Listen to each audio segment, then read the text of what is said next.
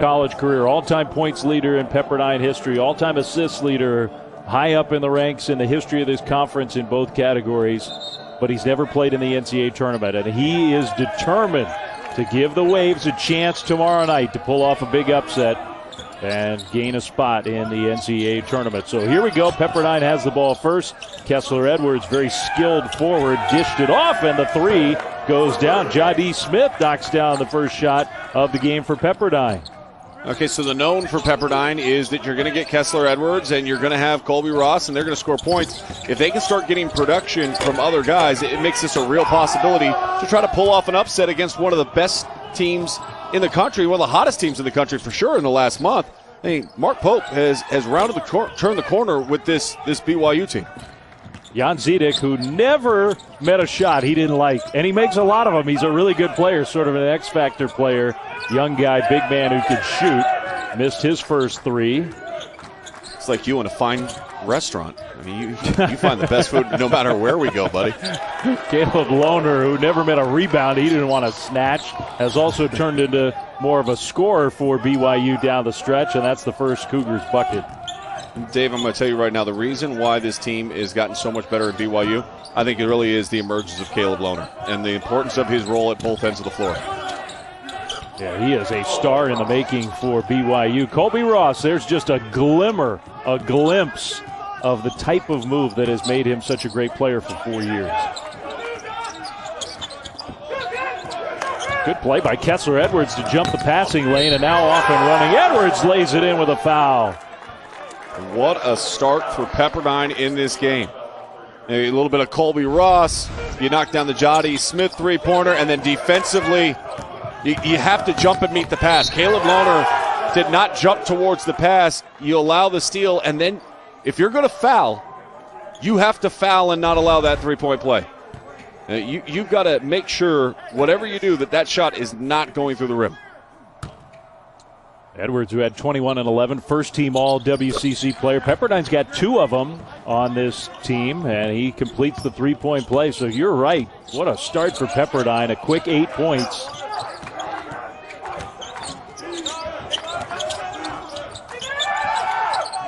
Brandon Averett took the three, missed the three, and now they're going to call a foul on the floor. There is the coach, third year this time around. It's his second stint as the Pepperdine head coach. He's got a lot of history in Malibu, 24 years as a head coach overall. And this time around, Sean, just like the first time he was with Pepperdine, he's really doing a great job. He really has. And you look at the talent on this roster, very strong. Averett able to finish. And he said, what's the first thing he said when we asked him about BYU? He said respect. He was respect for their program, how hard they play, how hard they compete, and you got to respect the game by the way of Colby Ross. What a start for him. Oh, boy. Man, it just feels like one of those nights. We saw it last year in the quarterfinal round against St. Mary's. He had 43 in an all-time performance. Averett into the lane, got bumped, and almost made the shot anyway. Pepperdine wants to play fast.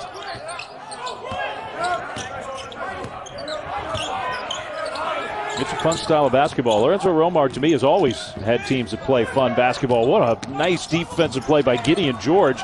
Just out-muscled Jadi Smith, and then Barcelo took it back from Smith after he got it. George there on the offensive glass. A little Keystone's Cop moment there. I mean, what was going on there? You get a steal and you just dribble it and lay it on the floor. Pepperdine should have just grabbed it. You never try to dribble a loose ball. Pick it up, secure the possession, and then look to go. And instead, the ball's just being slapped all over the floor and finally ends up, and now it's BYU out of bounds. 2 fouls already against Pepperdine first 3 minutes. Barcelo catch and shoot 3, no. Foul trouble did become an issue for Pepperdine in their quarterfinal win.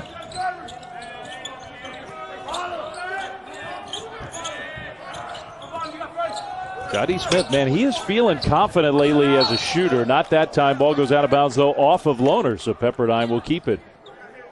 There's the head coach, second year in Provo, Sean. What a great job. I think he's one of the best young head coaches in college basketball. He is, and his ability to communicate to his players and get buy-in. And one of the things he mentioned to us about understanding this year's team, and I think that's really helped them, is less is more mentality. He goes, I was so spoiled last year with all the seniors that I had and the talent that we had. I could draw something up in a timeout. They'd go out and they execute it perfectly. He goes, that's not the way it works in most seasons. And he goes, and because of that, I started limiting our playbook a little bit, and I started to see our success go higher because we were mastering the details of what we're trying to do versus overload them with information. That's just great awareness. How many coaches are that aware? Instead of saying, hey, well, the players aren't understanding it, I don't understand why they're not understanding it, it's a self-reflection, look in the mirror type moment for Mark Pope. The turnover from last year's team, how many good players they lost, and the fact that BYU is 19-5 with such a different roster, really a credit to the players and the coaches in this program. Lohner, kind of an ugly miss, but got back the miss. Now down low, Richard Harward tried to reverse it in, got his own miss, tries again, and he'll shoot free throws. Some tough guy basketball down low from the junior Richard Harward. Well, and what was the one area that Mark Pope told us? He said, look, we started getting better. The first thing we had to address was being more physical.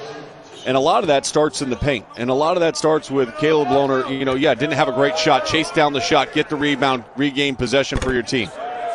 And in this instance, it's Harward being aggressive underneath and staying with it. Miss a shot, stay with it, believe in it. Are you tougher and more physical than your opponent? And I think for BYU to be successful, they have to be.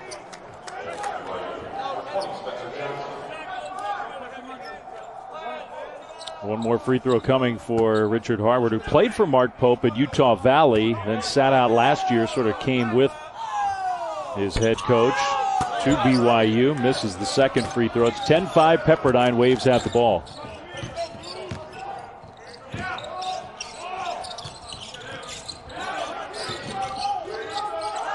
Ross just slipped past his defender, had a good look. I think BYU will take that shot just about any time down. I think Colby Ross will take that shot, though, every time down, too. I mean, he's not going to be bashful tonight.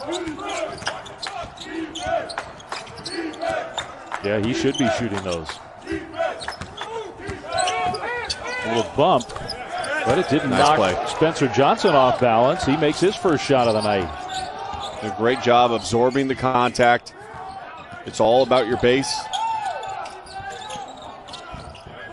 Scotty Smith got it back from Kessler Edwards. That was a nice two-man game between those two. Yeah, give and go. Kessler Edwards is a pro. He's going to get paid to play basketball. And he has some room to grow, I think, to be successful in the NBA.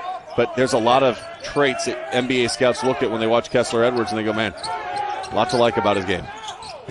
Harward had to give it up. Johnson, they're going to say travel. Turnover BYU. Well, for Pepperdine tonight to try to be 40 minutes away from trying to play their way in the NCAA tournament, they have to beat a tournament team. And to do that, your star better show up. It's been a good start for Colby Ross so far. He's 2 for 3. He's got 4, and they're up by 5.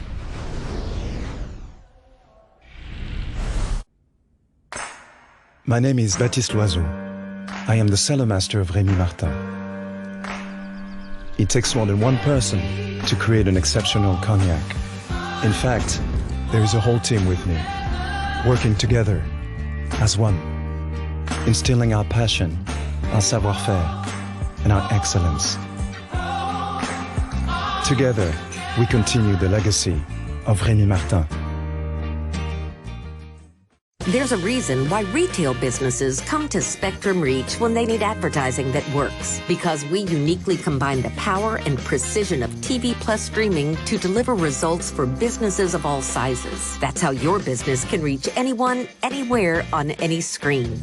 Spectrum Reach is the most trusted media partner in America, and our local advertising experts are here to help grow your business. Go to SpectrumReach.com today and let us show you around the neighborhood. Well, we referenced it already. Colby Ross, you and I were there last year, Sean, in Las Vegas against St. Mary's and Jordan Ford. The highest scoring game by two players combined in the history of the West Coast Conference. 43 points in a double overtime classic for Colby Ross last year. Chris Burgess, the assistant of BYU, talking to us today, said, listen, Colby Ross feels like he owns Las Vegas, and the key for us is we've got to try to make sure we keep him out of the paint and out of gaining momentum early. He's got 2 out of 3 field goals. You see where he's at on the all-time career scoring list. He passed Anthony Ireland, a very good player from LMU recently, to move into the top 6 all-time in the West Coast Conference. Late night hoops, you got to love it. Hank Gathers, who is the all-time scoring leader in the history of the WCC, he had the WCC career tournament scoring record until Colby Ross passed him in the quarterfinals. He had 25 in that game. Dave, how great is this time of year? I mean, we got Champ Week going on. We got spring training going on for Major League Baseball. Opening day right around the corner. You know, you're the voice of the Giants. I grew up in the Bay Area. I was lucky enough to watch the Giants win a couple World Series when you were calling them. Bruce Bochy, one of the greatest managers in Major League Baseball history, was taking care of everything in the dugout. And he's watching people too. Yeah, and he's watching right now. Like that gets me excited as a Giants fan. I'm excited. I got to perform at a higher level. I got to be Buster Posey in this broadcast. It should. I wonder who he's rooting for. He's rooting for a good game. That's what he's rooting for. He's rooting for you, Dave Fleming. Swarming defense from Pepperdine here. Shot clock winding down. Nell gets off a 3. That one was way off the mark. It didn't hit the rim. Gideon George gave it up. I mean, he was thinking the shot clock was going to be reset, but it did not hit the rim. Mark Pope is going to argue it.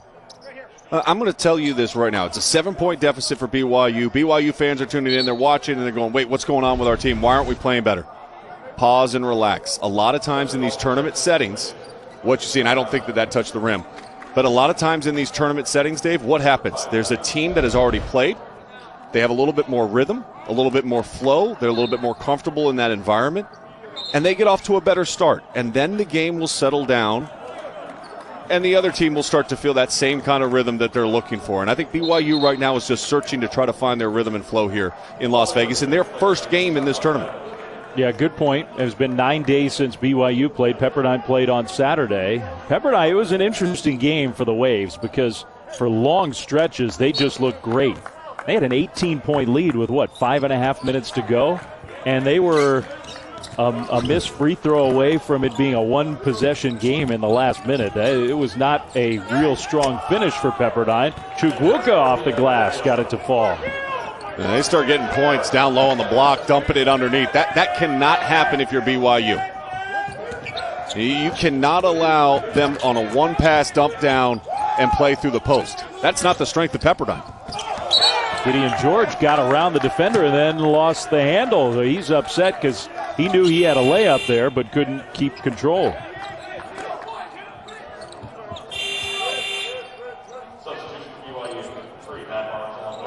A 7-0 run right now over the last 2 minutes for Pepperdine. You've got 3 turnovers in that period of time for BYU. They've got to value the basketball.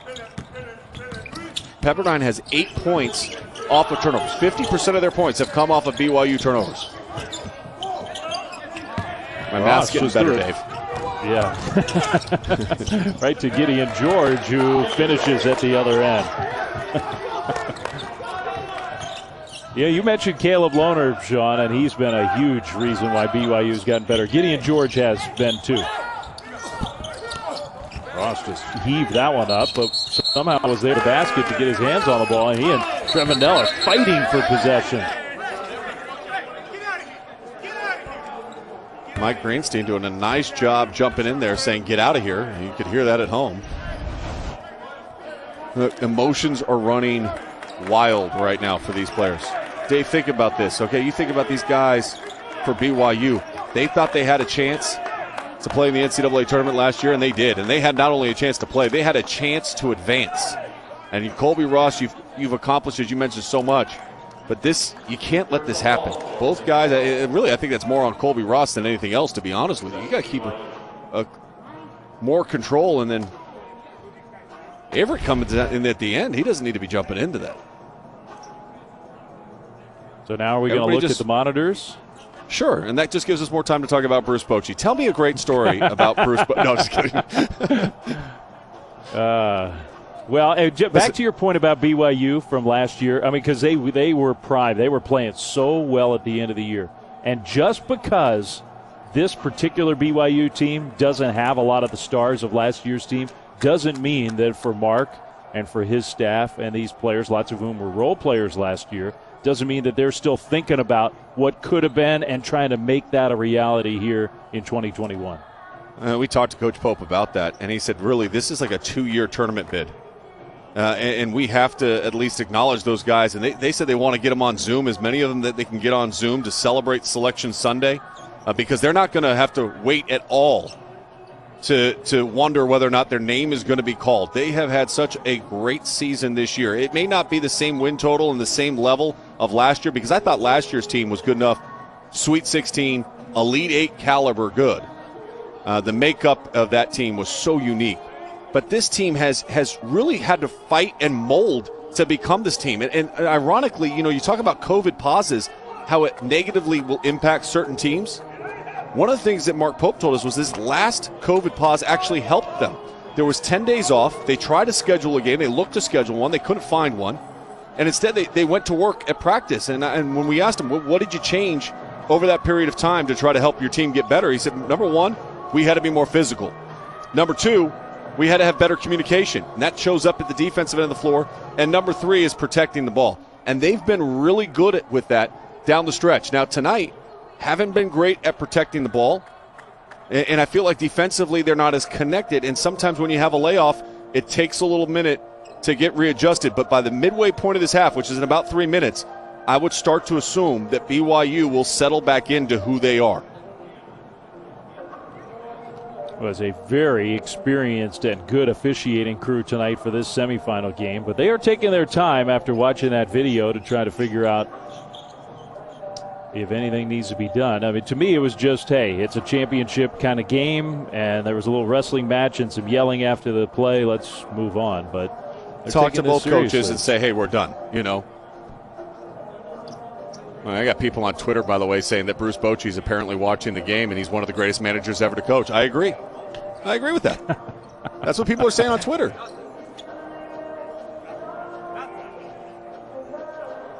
I hope that there's no technicals here. You talk to both coaches. You talk to both teams. You settle it back down, and let's play some basketball. This, by the way, will not help either team. Okay, so for your BYU, you're trying to get into a rhythm. And for Pepperdine, they were in a good rhythm, and now it's been broken up. And now can you reestablish that?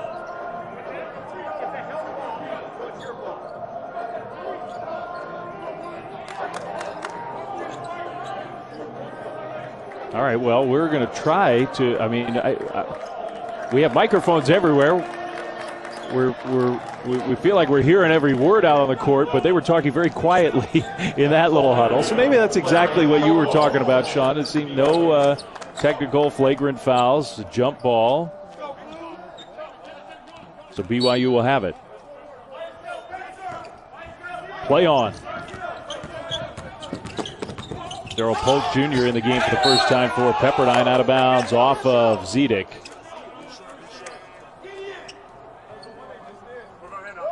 You mentioned George.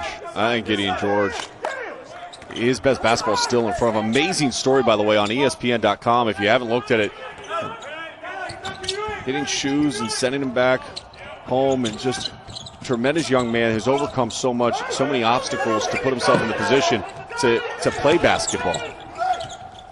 Harms goes up with the left hand. That's his natural hand. Now that's tough to stop. Matt Harms is 7'3", the transfer from Purdue. Not a lot of people have that length, and he's got to do a great job of establishing his presence underneath. One dribble inside the three-point line for a long two. Rebound, Gideon George.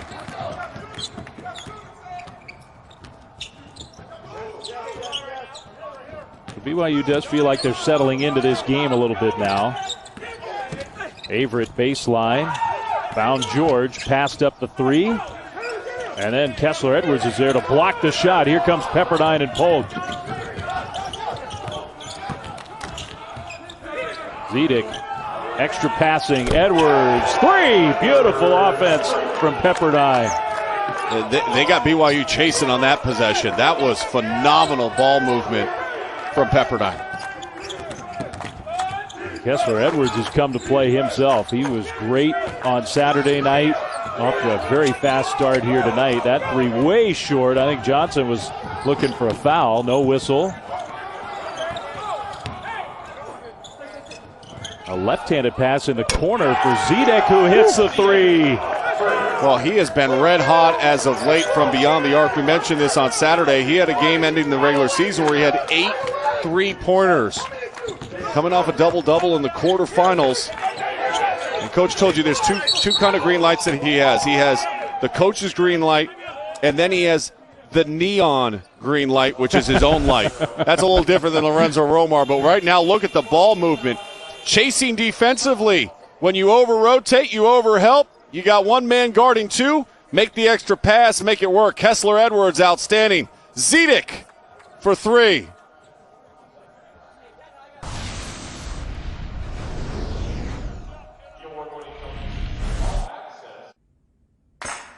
My name is Baptiste Loiseau.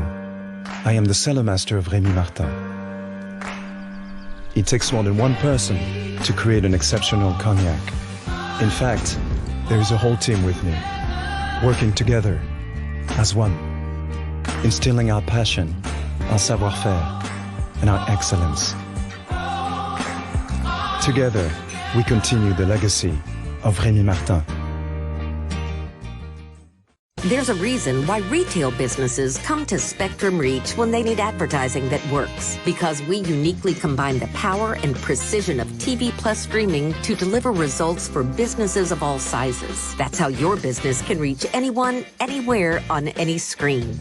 Spectrum Reach is the most trusted media partner in America, and our local advertising experts are here to help grow your business. Go to SpectrumReach.com today and let us show you around the neighborhood.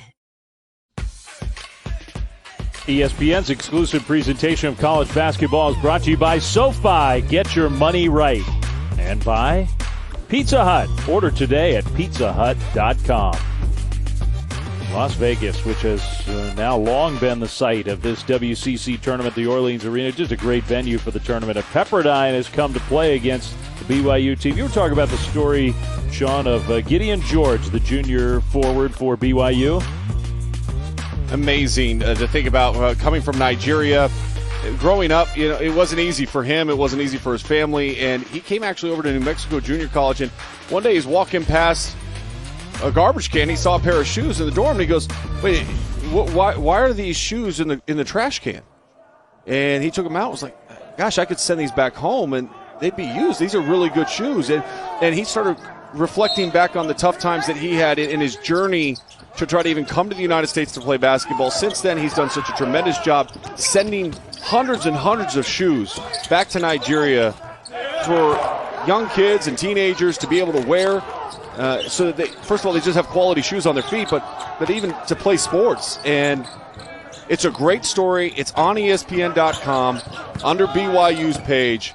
It just talks about such an amazing person and then his personality and how his personality really came out and emerged underneath Mark Pope at practices, and quiet but yet very funny at the same time. Ooh, Brandon Averett, after Harms made a basket the previous possession, so BYU cuts into the lead a little bit. By the way, in case you're really paying attention to the details, while we were at the break, and if you're watching late night college hoops, I know you are, but they added a point for Pepperdine. Kessler Edwards, they had scored it originally as a 2, but his jumper was a 3. Edwards underneath, off the glass, got good position against Harms. He is off to a sensational start in this game. He's got 11 points, 4 of 4 shooting already. Kessler Edwards is a problem. We talk about Colby Ross, but it's really the duo and how well they play. How about the touch pass from Caleb Lohner, but then the 3, no good. Now they're going to call a foul against who? Against Edwards, trying to box out the powerful freshman. That pass was so good that the shot should have gone down. You know what I'm saying? Like, I mean, sometimes we're watching a game and the pass is so good and it's such the right unselfish play. You're like, that shot has to go down. Unfortunately, it didn't, but it just shows you the maturity for Caleb Lohner. As Mark Pope told us, he is going to be a star at BYU. And he did not say, hey, I think he's got a chance. No, he said he's going to be a star at BYU, and I see no reason to disagree with Mark Pope. Edwards, for the moment, comes out of the game. Averett falling away. That was a very tough shot. Zidek decided to save it inbounds. Why not?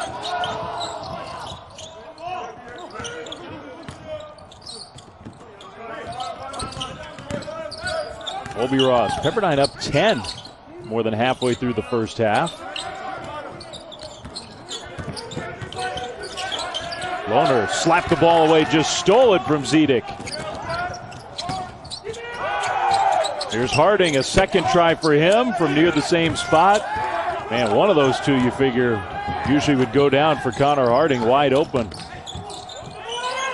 Extra pass, same spot for Zedek where he hit one a moment ago, not this time. Some really good ball movement, though, for both teams at the offensive end. Harding, he definitely shoved off, yeah, no question. You know what will help BYU right now? And we've talked about this before. There are times when we watch Alex Barcelo and we go, man, he's got to assert himself into the game. And you look at his numbers, they're great. The efficiency, 53% from the field, almost 50% from the three-point line. Alex Barcelo has only attempted 2 shots in this game. He has yet to score. And I think when a team's out of rhythm, sometimes you got to look for your senior to kind of settle everybody down. Yeah, maybe even be a little selfish sometimes. Ross was almost swallowed there, but muscled his way in, but still couldn't get the shot to go down, and now maybe advantage BYU. Nell back to Barcelo, back to Nell. Harms commits an offensive foul. Well, and I will tell you, Dave, to my point of what I'm saying about Alex Barcelo, when he passed the ball back, I had no problem with that. But when they gave it back to him, he had a baseline drive where he could have taken one bounce and a 12-foot shot. Instead, you're giving it to a trailing big that's 7'3", catching on the move. And, yeah, that's a charge. I mean, Harms doesn't like the call. That's an easy one. Yeah, it takes some nerve to get totally incensed about that call. Well, it also takes some nerve to stand in front of him. Like, I mean, that's the other part. I personally probably wouldn't. I own it. It's okay. Courageous defensive play. 6 BYU turnovers now. Chukwuka picked up the ball, and Johnson's denying Colby Ross. Chukwuka, the big man, no on the 3. Right now, BYU 0 for 7 from beyond the arc. They are 7 of 13 inside the arc.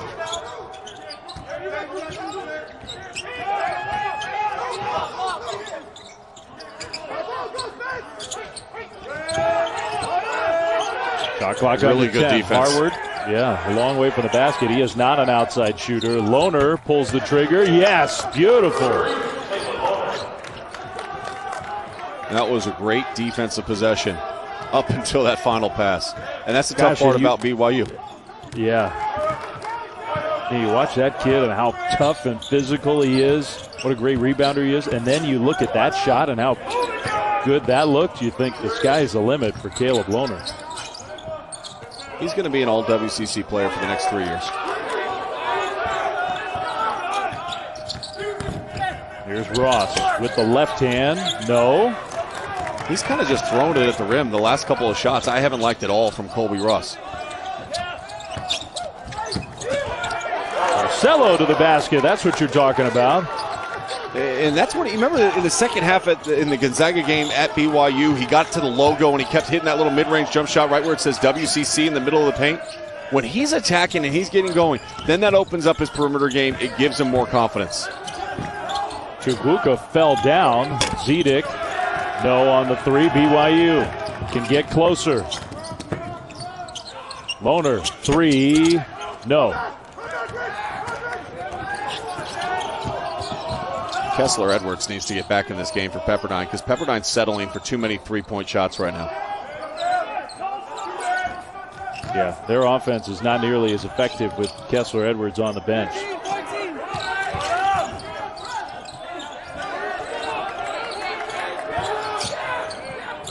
More good BYU defense. Ball's on the floor. Johnson hustled after it.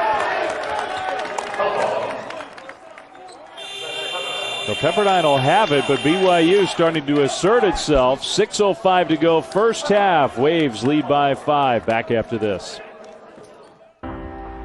In conference tournaments, history always takes center stage.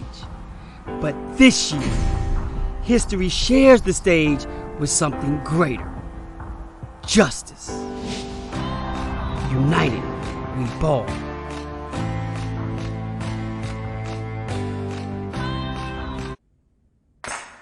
My name is Baptiste Loiseau. I am the cellar master of Rémi Martin. It takes more than one person to create an exceptional cognac. In fact, there is a whole team with me, working together as one, instilling our passion, our savoir-faire, and our excellence. Together, we continue the legacy of Rémi Martin. There's a reason why healthcare businesses come to Spectrum Reach when they need advertising that works. Because we uniquely combine the power and precision of TV plus streaming to deliver results for businesses of all sizes. That's how your business can reach anyone, anywhere, on any screen. Spectrum Reach is the most trusted media partner in America, and our local advertising experts are here to help grow your business. Go to SpectrumReach.com today and let us show you around the neighborhood. Loyola Chicago, the Missouri Valley Conference championship winners. The Winthrop Eagles are headed to the NCAA tournament. Liberty wins its third straight A-Sun title.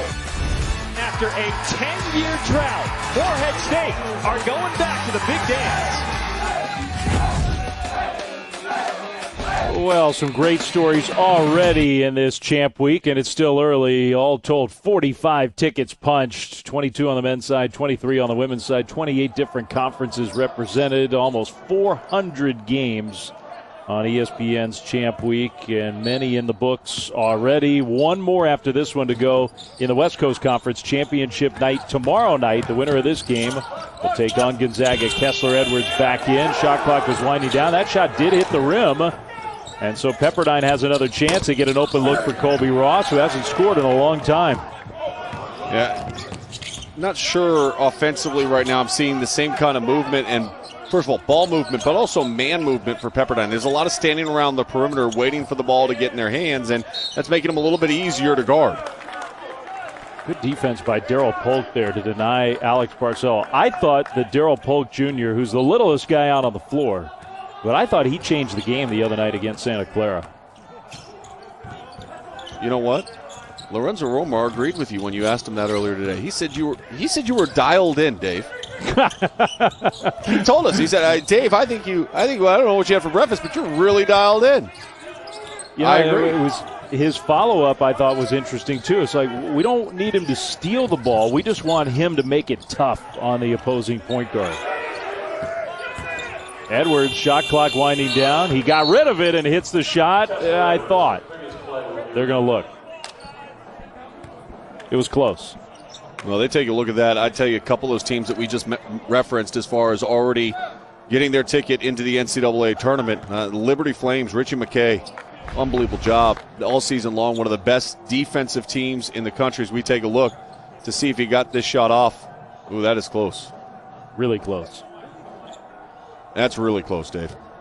Now, they got a guy, Darius McGee. He can really score the basketball. They're a team to watch in the NCAA tournament. I think Winthrop is a really interesting team. Chandler Vaudrin, the conference player of the year.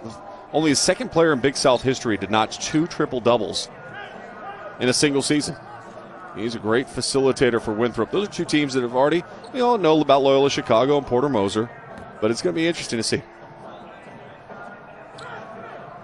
Well, to me, there are a lot of great things about March in college hoops, but one of the greatest is those Cinderella teams, the upset possibilities. And how about App State tonight? Going to the NCAA tournament for the first time, I believe, since 2000. They knocked off Georgia State, who was the #1 overall seed in the Sun Belt. Congratulations to Appalachian State. Terrific. Well, this basket, BYU hasn't scored in 5 minutes, so we're waiting to see if Kessler Edwards' shot, if he did get it off in time, and it counts to snap that drought. I don't think it's going to count. I think it's still on his fingertips. I think right there it's still on his fingertips. As it goes to 0, I think it's still on his fingertips. Going to 0 right there. Oh, man, is that close. That is really, that's about as close as it gets. Lucky for you and I, we don't have to make the determination on it. I've given you my read. I looked at it one time. My assessment is it's still on his fingertips. don't count the basket, let's play. Yeah. But by the way, everybody at home understands they get different angles than we have. And they use the system, and everybody kind of gives a look at it to try to make sure whether or not it counts. And it's easy for me to say, and I often do say, all right, let's go, make a decision. They are going to counted count the it. basket. Yeah. But here's the thing. I mean, these two teams' season is on the line. A championship, a spot to play for a championship is on the line. So in a game like this, I don't mind them. It could be a 2-point differential at the end of the game. Make sure you get it right. 100%. The call has to be right. Every possession matters so much right now. This time of year in particular. Because this is kind of like an energy starter or restarter. Look at that play. Wow. We've seen the three. Now we see the rip and go finish. 33 in white. He is going to be special. Freshman from Dallas, although grew up in the St. Louis area. Came to BYU as a very highly regarded high school player. He just got schooled, though, by Kessler Edwards, who couldn't finish the shot. Barcelo runner, too strong. And now what? A whistle and a foul against BYU. Caleb Lohner, you mentioned him, and rip and go probably was fouled. I mean, just so strong. Look at the way how he uses he's got a great frame, obviously. He works out a little bit, Dave. I don't know if you can tell. But he's able to shield and extend away with his left hand to finish and absorb the contact on his right and not allow it to knock him off of his line. I mean, a true freshman. He was playing high school basketball last year. Physically ready for this level, that's for sure.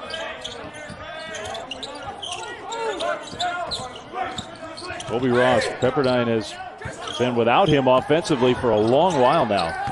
I'd like to see them set an on-ball screen for him. And that's a tough shot there. But I like him when he's coming down in transition. They set that on-ball screen and allow him to get to that mid-range jump shot. So Pepperdine survived a real cold snap. They're still up by 7, under 4 minutes to go, first half. Averett picked up his dribble. Matt Harms back in the game.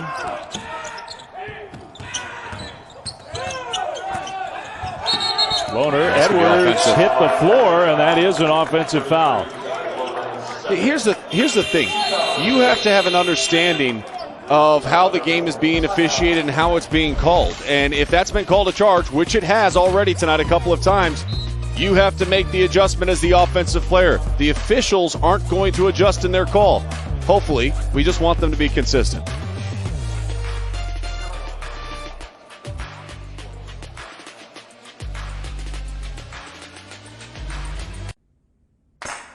My name is Baptiste Loiseau.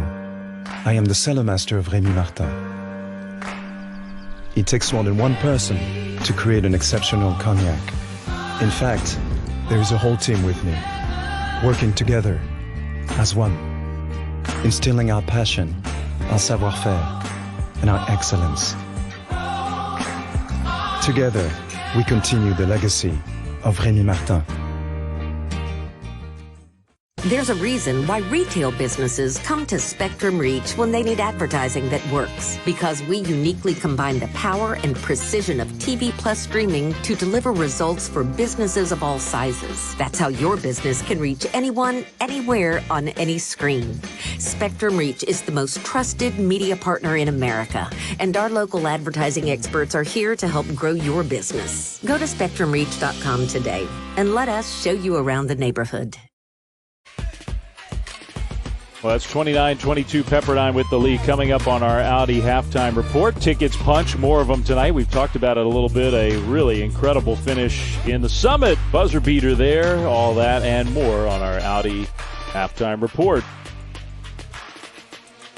Back here for semifinal number 2 tonight. Time now for our Good Hands play, brought to you by Allstate.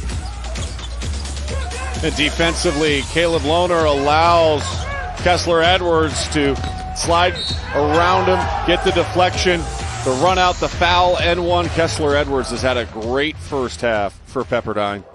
The Waves playing with the confidence and the swagger in which they need. They've seen that lead get shrunk a little bit, and they've been able to withstand it, Dave. And to your point, I think that was a big moment, is And that's why they took the pause to see if that shot went down, because if that doesn't go down, it's a 5-point game. You score at the other end. Now it's a 3-point game. The pressure starts to shift to Pepperdine, and BYU's feeling like they have some momentum. And the guy who's been the best player on the floor for BYU, the freshman Caleb Lohner, is now sitting on the bench. That offensive foul was his second. Little backdoor pass, kickball. That interrupted what might have been a layup for Pepperdine, but likely Lohner will be on the bench for the final 3:21 of this first half.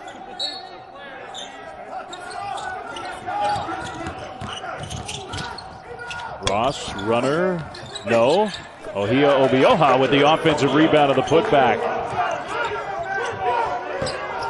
Remember his offensive rebounds and putbacks that really caused them issues in Malibu, BYU. They were unable to clean up their glass, and Pepperdine did a great job getting second chance points. Loose ball on the floor. Averett got it back. Here's a 3-look. Left side, it's good. BYU needed that one. You love the hustle, but when the hustle leads to a wide open Barcelo, that's a problem from beyond the arc. Now, you were referencing the matchup in Malibu between these two teams. They split the two matchups in the regular season. Polk way short on the 3. So even though BYU's the 2 seed, the team that's already a lock for the NCAA tournament, we think Pepperdine has to win this championship to get the automatic bid. Otherwise, they're not going. Even with that said, I mean, these two teams played very evenly in the regular season. And Pepperdine's season was very disjointed with injuries and COVID pauses and a couple of head-scratching losses.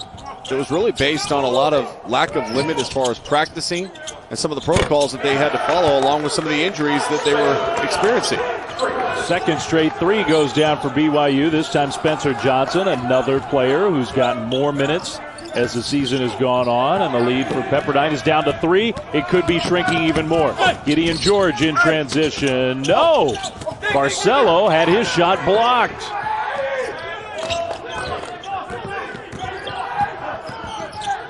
Missed opportunity there for BYU.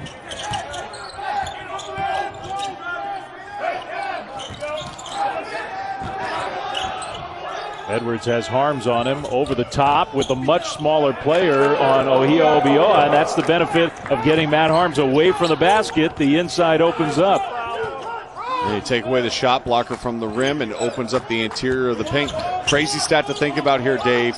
Colby Ross is yet to have an assist in this game. Wow. That seems almost impossible. Final minute plus in this first half. Averett with another body hitting the floor hard, and Harms is holding his shin, his leg. We have had some collisions in the last few days in this WCC tournament. We had a gruesome one the other night where Matthias Markussen got his shin opened up, had to have stitches. Ooh, he got a knee right in the back of the calf. Ouch. Well, that could tighten up, couldn't it? Doesn't feel good, Dave. Yeah.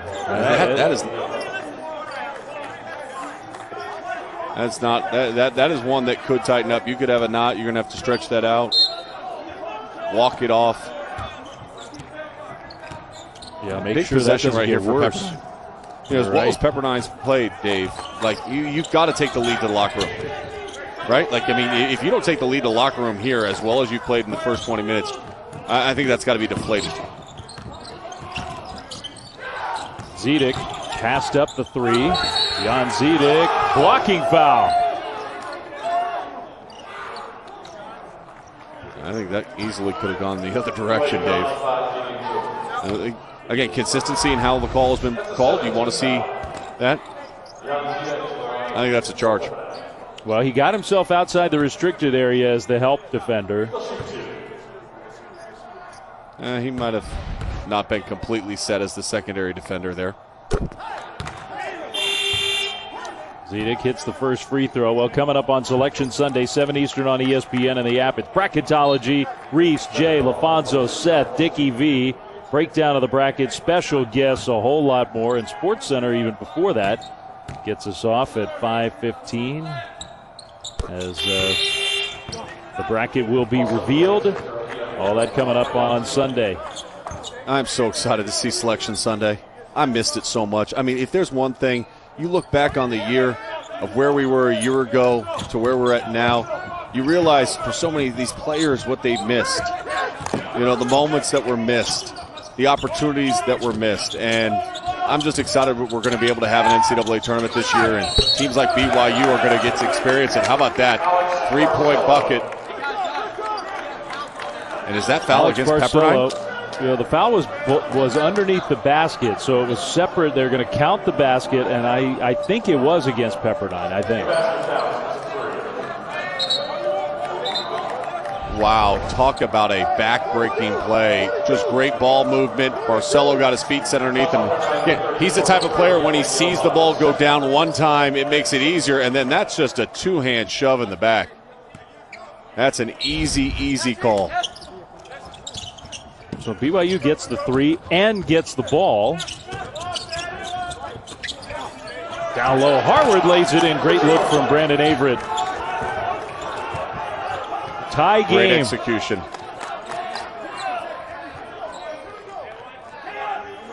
I want Kessler Edwards actually taking the final shot of this half. I think the quality of shot that he's had has been a little bit better than what we've seen from Colby Ross.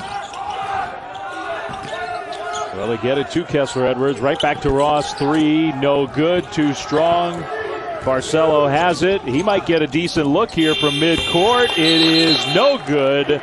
But BYU down by 12 at one point in this first half. Fought all the way back with a great push at the end of the half and ties this game at 35.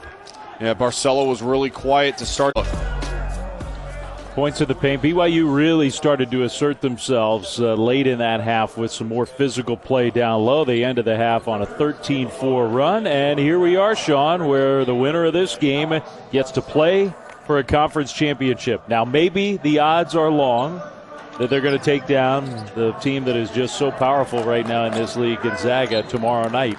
But you get a shot if you can make it through these 20 minutes on top. BYU's got the ball first to start the second half. Dave, people said that a couple of years ago, 2019, when St. Mary's had lost to them by 40, then knocked them off in Las Vegas. This is what makes Champ Week so special. Bodies flying everywhere. That one's on Zedek.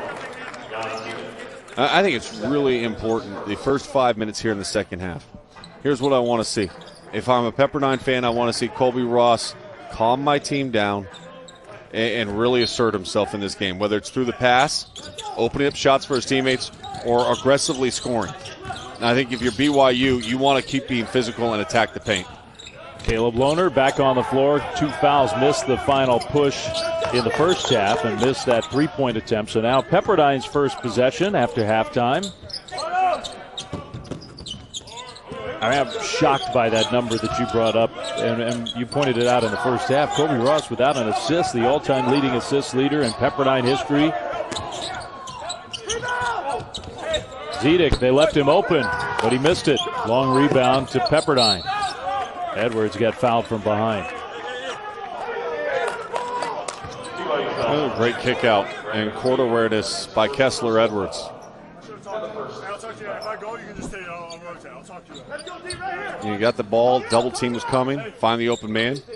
From Zedek, he's been hot from the outside. That's a good look. Yeah, they want him shooting these. I mean, he is a good shooter, but he missed 2 in a row. He's now 1 for 7 on the game, Dave. 0 have come inside the arc. Right over Zedek, yeah. That's a great matchup. 2 guys, tremendous length. That's where Colby Ross needs to get. Yeah. First lead for BYU all game, and it lasted how many seconds? Not many.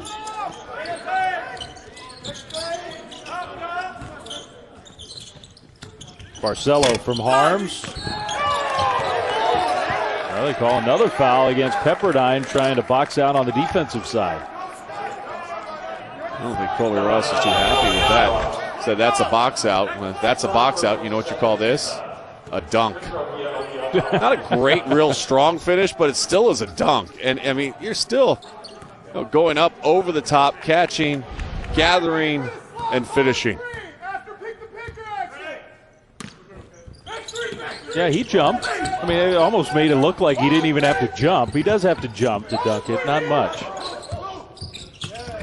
He covered him a ton when he was at Purdue. You know, speaking of, just as a little teaser as we're thinking about March and teams, the new 7-footer, Purdue's had a whole litany of them, from A.J. Hammonds, Isaac Haas, Matt Harms, and now they have Zach Edey.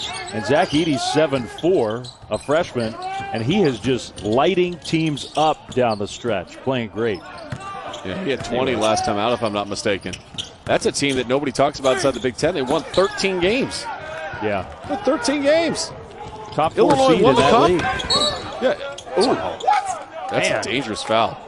No kidding. Barcelo turned around and said, "What?" I don't know why you're saying what. Like we're seeing a lot. We're seeing a lot of guys like looking at officials. Colby Ross on the box out. What? No, that was a box out. This is a foul. He just ran right through him. Now he was going to go out of bounds anyway, so you probably didn't even need to make contact. But when you make contact and the guy goes into the backboard, they're going to call it a foul. Gideon George, active hands on the defensive side.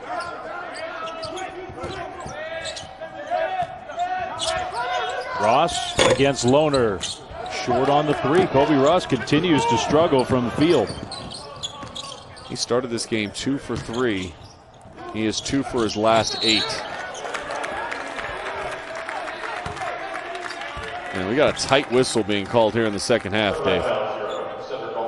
And that could mean 2 things. One is fouls, free throws.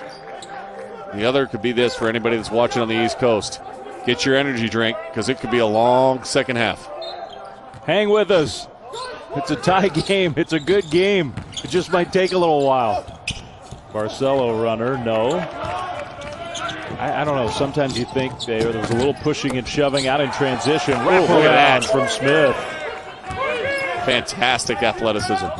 And that's an assist for Colby Ross, isn't it? Should be.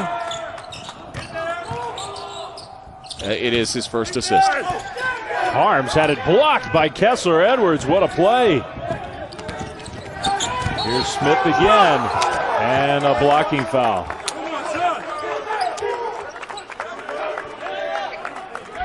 And Pepperdine responding. They relinquish the lead, and watch this in transition. Colby Ross dumps it off and bring it up and down. Go to the opposite side. You got a shot blocker running on the strong side. Use the rim as an extra shield and the ability to finish on the weak side. Excellent job by Altman. Yeah, now Smith at the line makes the first free throw. Just to go back to your point about the whistles and how tight they're calling it here in the early minutes of the second half, sometimes it makes me think, okay, there was just that little tussle. They talked to the coaches very sternly. Does that influence the way the officials talk about that at halftime? Hey, we can't let this get overly physical. I hope not. Again, I think this is a great officiating crew that we have out on the floor. Now let them play. Continue to talk to them. Continue to work with them. Harward was down low with position. He's got space to operate. There he goes. Well, he missed it.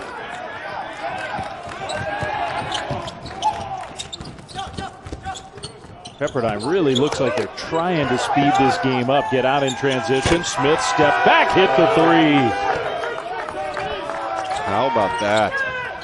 Looked unsettled. I thought he should have dumped it off. You got one guy guarding 2. Defensive player is coming to you.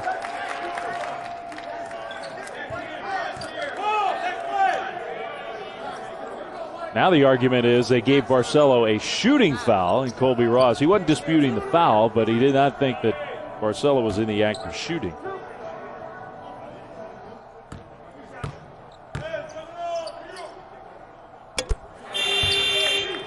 You don't want to put him at the free throw line. 84% on the year. And what a difference he's made. I mean, the transfer from Arizona, 2-time Arizona Gatorade Player of the Year. He's a top 100 recruit. He's taken on the burden this year to be the leader of this team.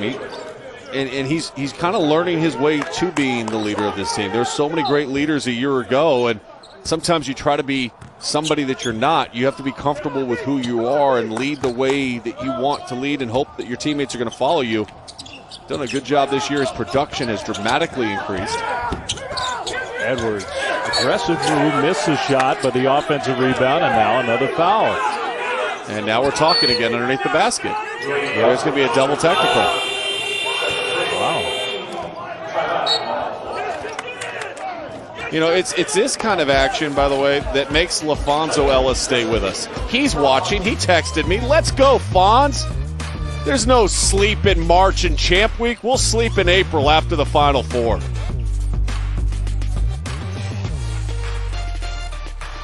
There's a reason why car dealers come to Spectrum Reach Automotive when they need advertising that works. Because we uniquely build awareness for your dealership with the power and precision of TV and streaming to deliver results. That's how your dealership can reach anyone, anywhere, on any screen. Spectrum Reach is the most trusted media partner in America, and our local advertising experts are here to help grow your market share. Go to spectrumreach.com/auto today and let us deliver buyers to your dealership.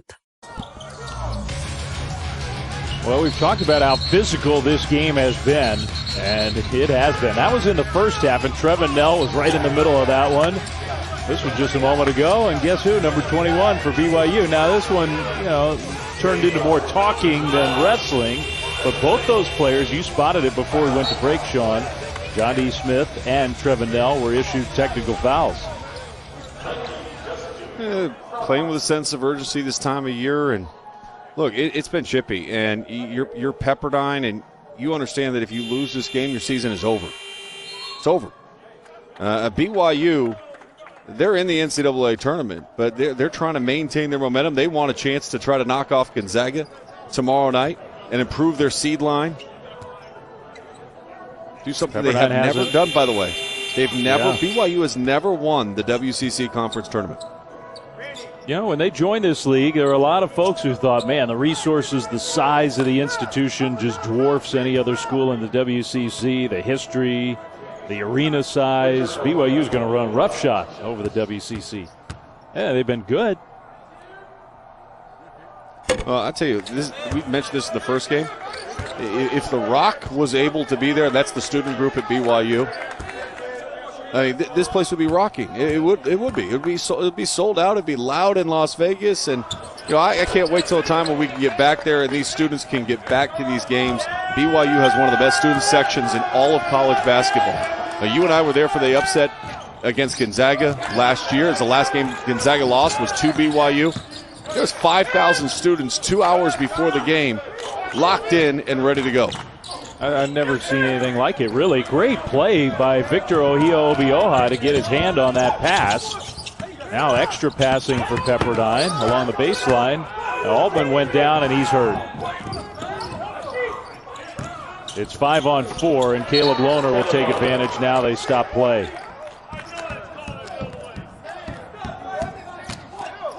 He went down hard, and I think his leg was extended out, and he kind of got chipped.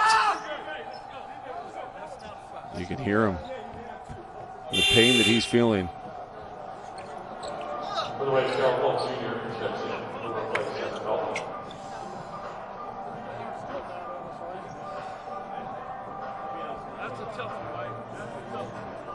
He's having trouble just walking off the floor here, Dave.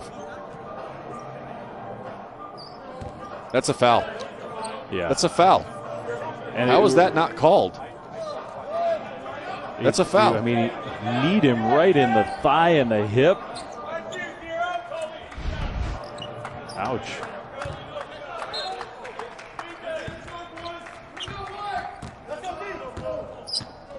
Three-point lead, Pepperdine.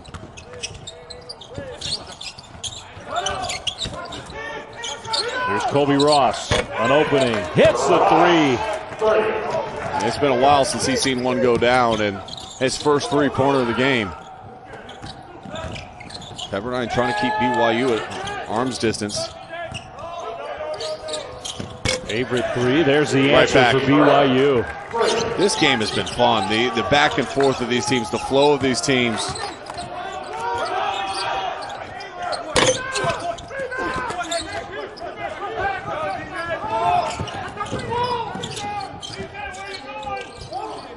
Averett, he'll try again. That time not quite in rhythm. You could sort of see that right when he released it. That pass was high, and it goes out of bounds off of Pepperdine.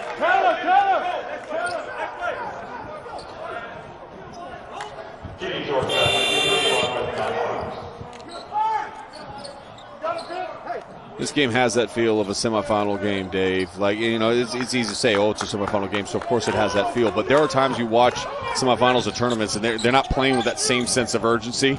There's a lot of urgency in this game. Oh, for sure. Harms didn't see that coming. Polk from behind stole it away. The littlest guy against the biggest guy. Isn't it funny how basketball works sometimes?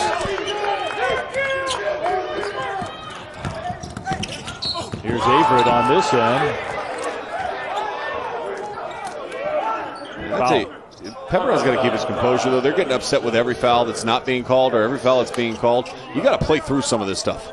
I mean, you've got a 5-point lead against a team that's a lock in the NCAA tournament, and you're allowing the emotion of the game, the fouls, to disrupt your mindset. Keep your composure, stay tight.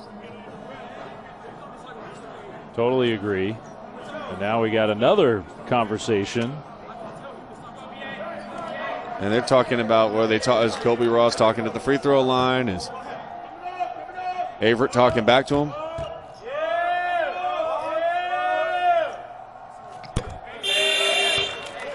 Well, I totally agree with you. I mean, the other thing is, at some point, if you're screaming about every single whistle, the officials aren't listening to you at all. I mean, the officials are human beings, and no matter what they call, if you're throwing a temper tantrum, that's not helping you.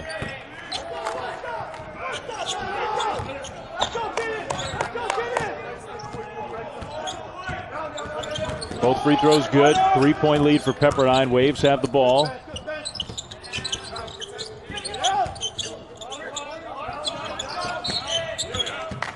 Now Averett whistled for the personal.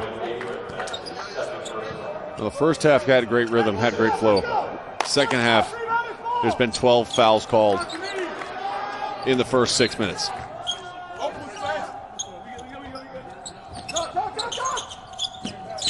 Pepperdine's one of the best free throw shooting teams in the country. BYU, it depends on who's shooting the free throws. Ross, 3, not this time. Tip up is good, though. I think Kessler Edwards will get credit for that one. We'll see.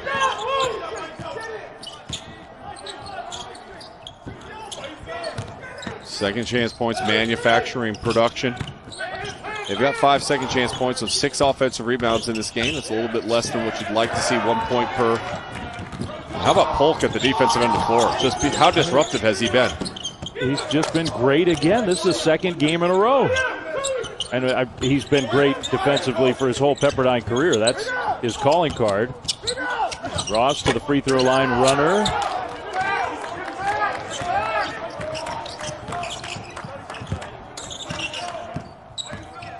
Those are the shots that Colby Ross usually makes. Remember the advantage for BYU in the first half? They had 22 points in the paint. They only have 4 so far here in the second half. I'll take that from Barcelo, but you're right. Ever since you pointed that out, it was about halfway through the first half, and Alex Barcelo wasn't scoring, wasn't even shooting. He has been a much more aggressive player since then.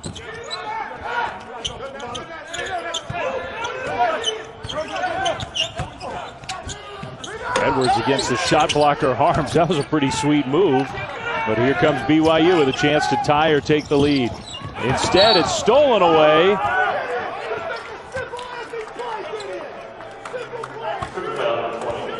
You hear Mark Pope talking about making the simple plays.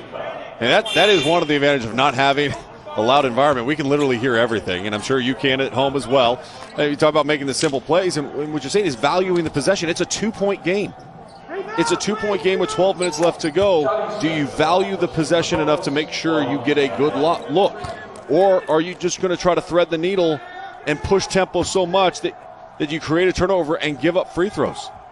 And here we go with free throw shooting the rest of the way. Bonus time, and really for both sides, because the next foul that Pepperdine commits will put BYU in the bonus. Dave, to your point, and you talk about one of the best free throw shooting teams in the country, 78% for Pepperdine on the season. I don't know if I take another three-point shot, honestly, the rest of the game if I'm Pepperdine. I look to try to drive, attack, get them chasing a little bit. If you can drive the paint, kick to another shooter, then re-drive from that position, try to get the defense to move and see if you can initiate contact and manufacture points at the free throw line. Yeah, I think that's a little bit of an advantage for the Waves. The way they shoot free throws, they call the foul. Chukwuka going over the top to try to deflect the pass. So that foul will send us to a timeout. If you like Sean, free throws, do you like free throws? we got you covered on a Monday night, Tuesday morning, depending upon where you're at. More free throws coming your way. Don't go to bed. There's a reason why retail businesses come to Spectrum Reach when they need advertising that works. Because we uniquely combine the power and precision of TV plus streaming to deliver results for businesses of all sizes. That's how your business can reach anyone, anywhere, on any screen. Spectrum Reach is the most trusted media partner in America, and our local advertising experts are here to help grow your business. Go to SpectrumReach.com today and let us show you around the neighborhood. Who doesn't love a good fountain? You got plenty of them in Las Vegas, that's for sure. Phillips 66, Big 12 championship. We were talking during the break, Sean. Oklahoma's one of the best teams in college basketball. They're the 7th seed in the Big 12 tournament. The matchups are going to be unbelievable. You think about West Virginia, Oklahoma State, a rematch of that game that just took place on Saturday. So many great games that are going to be coming your way during Champ Week. I don't get why anybody wouldn't like the fountains in Las Vegas. I'll tell you this, though. Jared Burson, who is, again, stats info guy. You can find him on Twitter. Last time Colby Ross didn't have an assist in the first half was against Gonzaga, February 15th, 2020. He ended up with 6 assists in the game, obviously all coming in the second half. Well,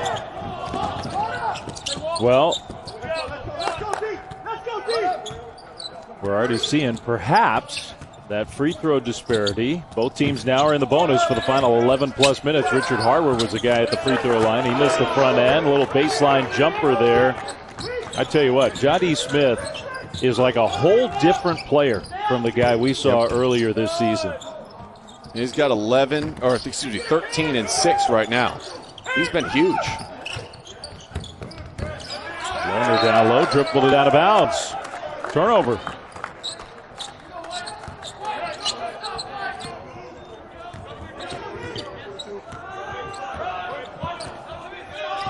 BYU turnovers, man.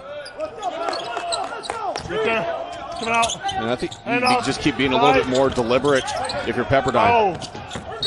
Oh, shit. That one easily could have been a turnover.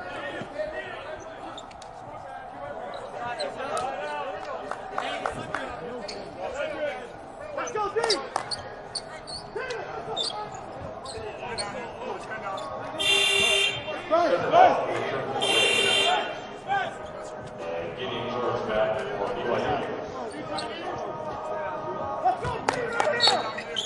All right, lots of substitutions. Everybody's organized, ready to play. 14 to shoot. Smith. Oh, that's a travel. Yeah. That's a travel. And an unnecessary spot to pick up the dribble, too. There's nobody in front of him, really. I mean, they're closing in on his side. They were going to try to wedge him underneath the basket, but keep your dribble alive. Either that or jump stop, be on balance, 2 feet. Favorite in the corner commits an offensive foul. He pushed off. And that's his 3rd personal foul.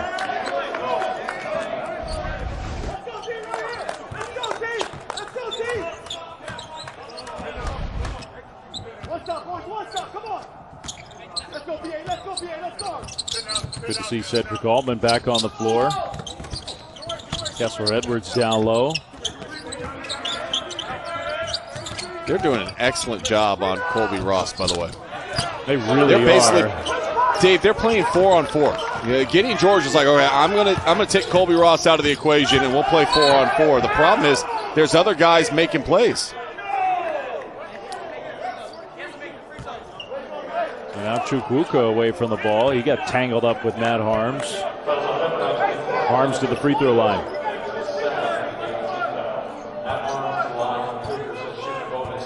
One and one, although that's going to change soon. We'll be in the double bonus before you know it on both sides.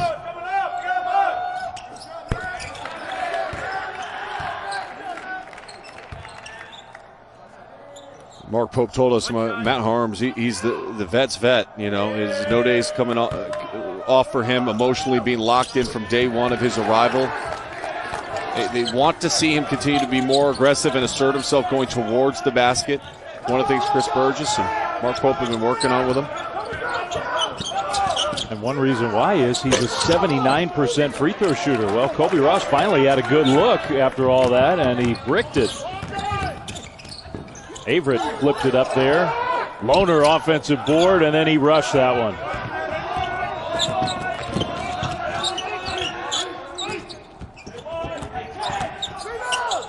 Kessler Edwards long two. He knew he had missed it, followed his miss, but couldn't get there. Gideon George just dribbled it and gave it away. Another BYU turnover. They've already have 18 points off of turnovers, make it 20. 20 of their 59 points, Dave, have come off of turnovers. BYU has not valued the ball enough tonight. And Jody Smith, he's matched Kessler Edwards game high 15 points for him. He averages about 7 a game. He's having a heck of a night. Averett, too strong. Lohner, what? Jump ball.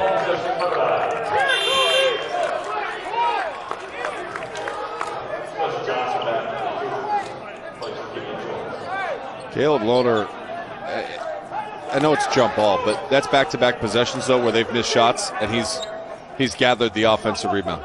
Like trying to gain extra possessions, those are small things that usually turn into winning plays. Colby Ross, though, the veteran that he is, awareness, waited for that rebound to be gathered, and then immediately went up and met him with it. Bucket with a foul. And that's 4 on number 4.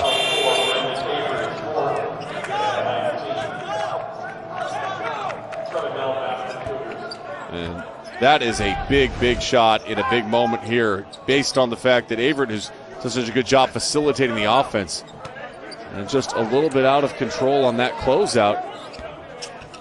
No doubt about it. Altman with the finish. And now Averett will go to the bench.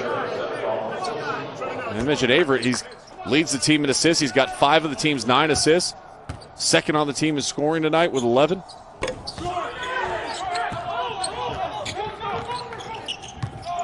Oh, there's a long way to go in this one, Sean, but BYU's in trouble. They're down 10 again, and they have been so sloppy with the ball.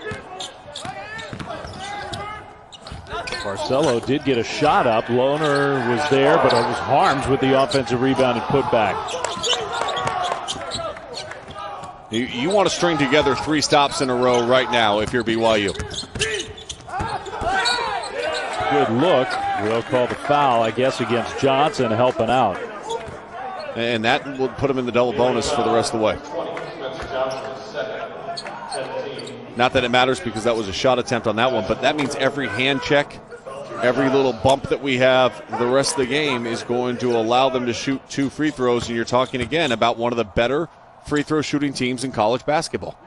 Top 15 team in the country shooting free throws. Chukwuka misses the first of 2. A grad transfer from Pitt. Played a lot of basketball in the ACC. Wasn't a big star for the Panthers, but played a lot of hoops against high-level competition.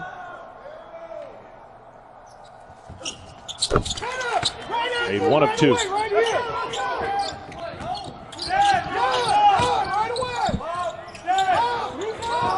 get the ball to Harms. He's got to go to work down here. Against Zedek. He kicked it out for a 3. Trevin Nell. Haven't talked a lot about Trevin Nell, and that's his first made bucket. If you're looking for points, Nell is one that can get going from the outside. Good shooter. Ross, runner, in and out.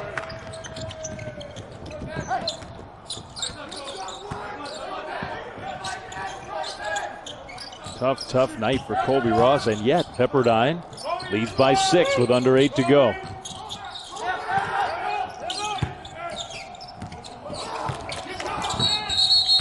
Down low, they'll call a foul against Zedek, pushing against Harms.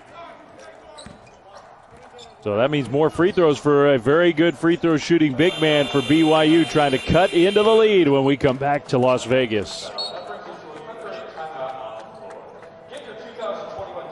There's a reason why car dealers come to Spectrum Reach Automotive when they need advertising that works. Because we uniquely build awareness for your dealership with the power and precision of TV and streaming to deliver results. That's how your dealership can reach anyone, anywhere, on any screen. Spectrum Reach is the most trusted media partner in America, and our local advertising experts are here to help grow your market share. Go to spectrumreach.com/auto today and let us deliver buyers to your dealership.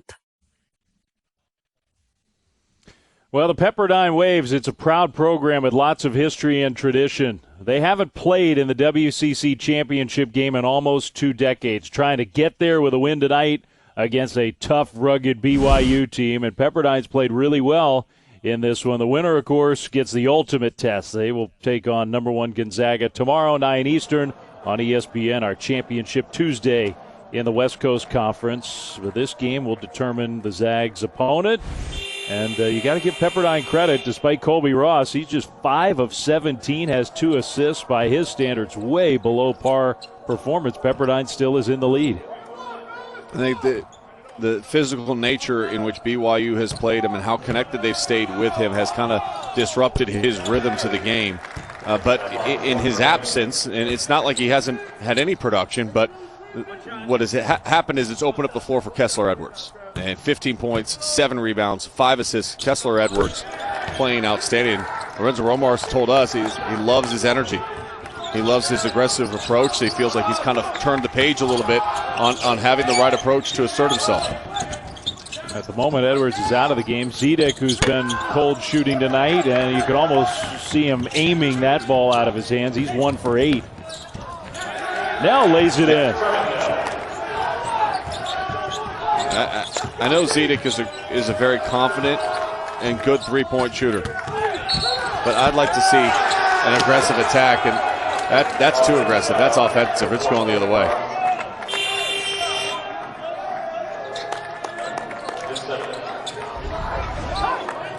This is another easy call.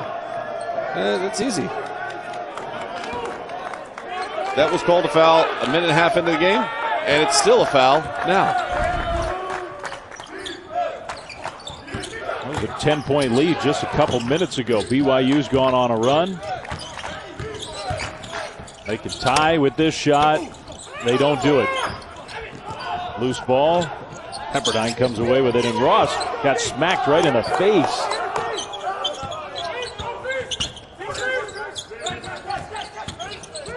Edwards back in the game.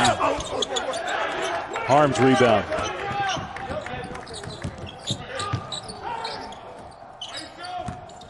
My hope is in the final 6 minutes of this game that there becomes a flow back reestablished. We had a great flow going in the first half.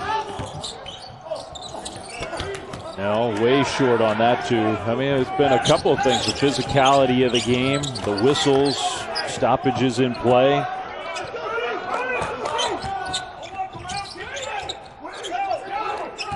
Through all of it, under 6 minutes to go with a 2-point game.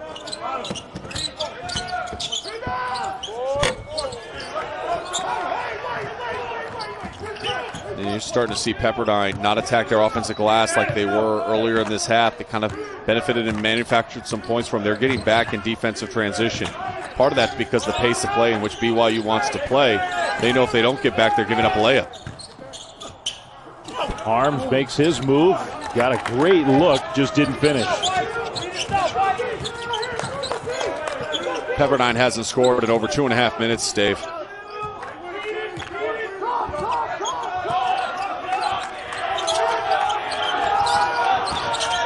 And their lead has really been cut down. That was not a very good pass. They got away with it.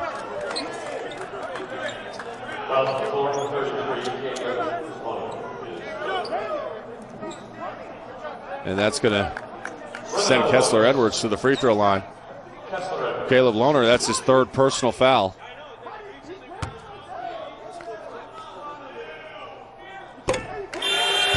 Edwards comes up way short. He's a really good free throw shooter.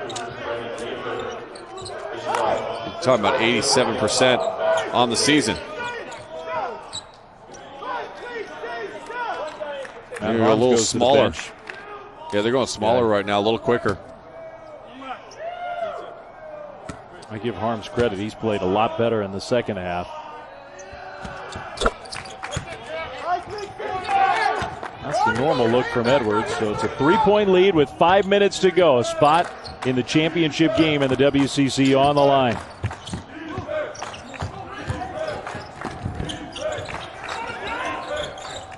Averett got away from a real tight spot. Owner went behind the back with the dribble. Now another offensive foul. Jump stop. Hey, we talk about Villanova all the time. And, oh, they jump stop. They jump stop. They're on balance. Hey, jump stop. Settle on 2. If you settle on 2 here, you don't go right through the chest of the defensive player. Allows you to find a shooter, kick it out.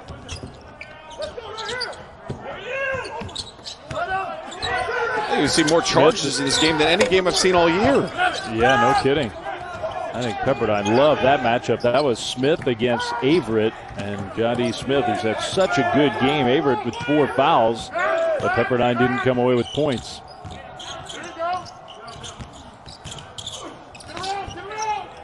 Johnson 3, way too strong. I think they're calling Harward for a foul. He just jumped right on top of Victor Ohio-Obioha.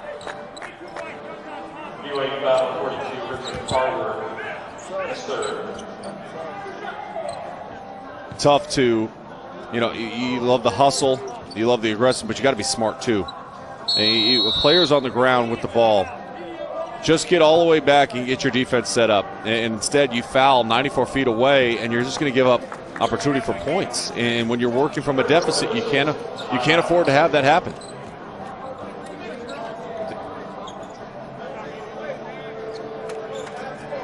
All right, so they're going to take the immediate timeout with 4:08 to go. Spot of the championship on the line. Pepperdine with a 3-point lead over BYU. Here we go.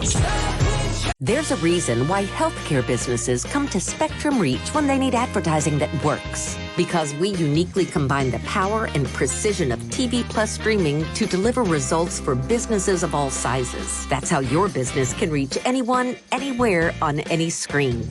Spectrum Reach is the most trusted media partner in America, and our local advertising experts are here to help grow your business. Go to SpectrumReach.com today and let us show you around the neighborhood. ESPN's exclusive presentation of college basketball is brought to you by SoFi. Get your money right. From Las Vegas, where tomorrow night a champion will be crowned in the West Coast Conference. Gonzaga awaits the winner of this second semifinal game tonight. It has turned into just a rugged, physical battle between these two teams. And I really expected free-flowing and up-tempo, and Pepperdine wants to run, and BYU can play fast too, and this game has turned into something very, very different. Both teams in the double bonus with 4:08 to go. Victor Ohio-Obioha, the junior, will be at the free throw line for 2 shots. Dave, 23 fouls have been called here in the second half. It's really hard for either team to get in a rhythm and flow when it's a start and stop to the entire second half. And that's what it's become. Yeah. And some of it, the officials, I think, especially in those first few minutes, they were calling it real tight. But that's not all of it. It's not all on the officials, all those fouls. No.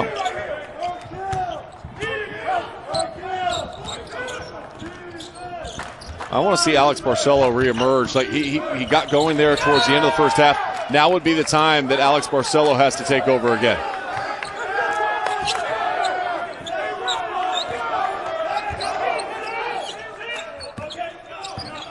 Well, Mark Pope, I mean, Matt Harms threw the ball right to his head coach. That did not make Mark very happy. 18 turnovers for BYU.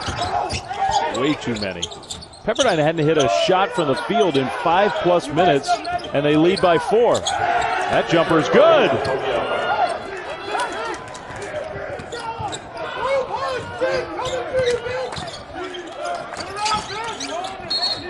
Harms down low, foul.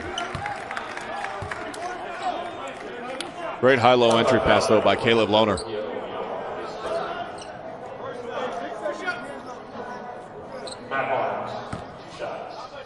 It's pretty nice to have a 7'3" big man who shoots 80% at the free throw line. That's Matt Arms. Defensive Player of the Year inside the West Coast Conference. We mentioned that in the first half. Came into this game with 12 blocks in the last 3 games. I mean, just impacting the game at that end of the floor. And I think down the stretch here, with how they're calling the post defense in particular, when you put in an elbow in the back, I keep trying to find ways to get it underneath. And if you can get Matt Harms on the block, I think you're going to manufacture points here. Yeah, I agree. Either a basket or free throws, and he's making his free throws. Colby Ross from that elbow area. Good. Colby Ross, the senior, with a big bucket. That's as clean of a look that he's had since the opening moments of the game. A really frustrating night for him.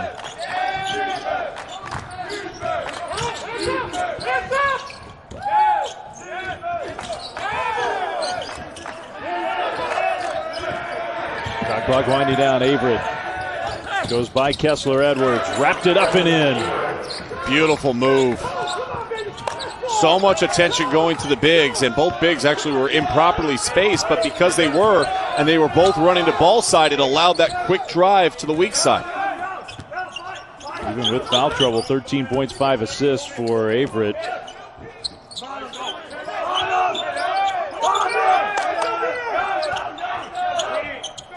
Spencer Johnson, he's done a lot of the defensive work on Colby Ross.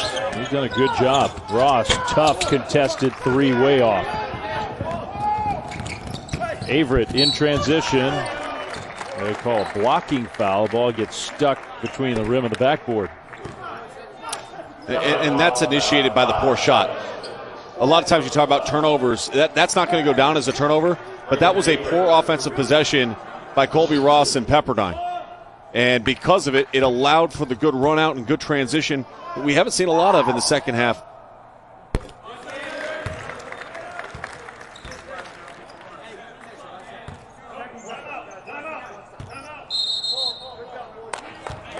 Lorenzo Romar's voice booming across the court at the Orleans Arena. Pepperdine wants a timeout. 2:11 to go. And the Wave still hanging on to that slim lead, 68-65. Be back right after this. Here we go. Are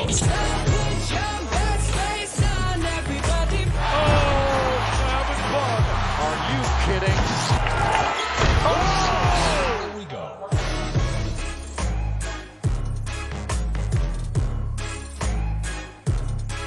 There's a reason why car dealers come to Spectrum Reach Automotive when they need advertising that works. Because we uniquely build awareness for your dealership with the power and precision of TV and streaming to deliver results. That's how your dealership can reach anyone, anywhere, on any screen. Spectrum Reach is the most trusted media partner in America, and our local advertising experts are here to help grow your market share. Go to spectrumreach.com/auto today and let us deliver buyers to your dealership. All right, the New York Life ACC tournament starts Tuesday, tomorrow, depending on where you are. And yeah, just like everybody thought, the teams that get the double bye into the quarterfinals, Virginia, Georgia Tech, Florida State. You look at that, and I'm telling you, Florida State still, to me, is the team to beat in the ACC tournament and probably has the best chance to make the longest run in the NCAA tournament. It's not usual that you see Duke playing on a Tuesday night in the ACC tournament. But that's where they are. They've got to beat Boston to try to get an opportunity to play against number 7 Louisville. This game, meanwhile, has been strange. I mean, it's been fun and tightly played, and these teams are fighting to make it into the championship game in the WCC, but 38 combined fouls. What are we up to, 25 in the second half alone combined? Yeah, it's 25 fouls in the second half, and it's hard to get a rhythm as a player. I think when you look at Barcelo and Ross in particular are rhythm players.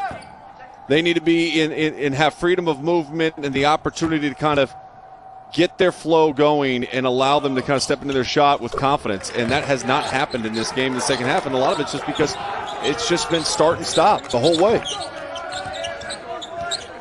Well, Pepperdine has led for almost every minute of this game. Not quite. BYU led by 2 in the early moments of this second half. But their lead is back down to 2. A move to the bucket and a basket off the glass. Beautifully done.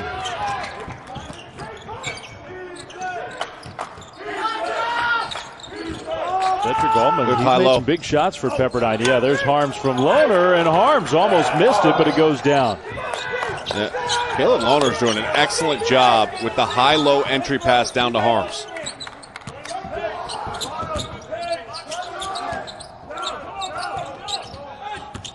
No shock that BYU's going back to that. Harms came out and blocked the jump shot.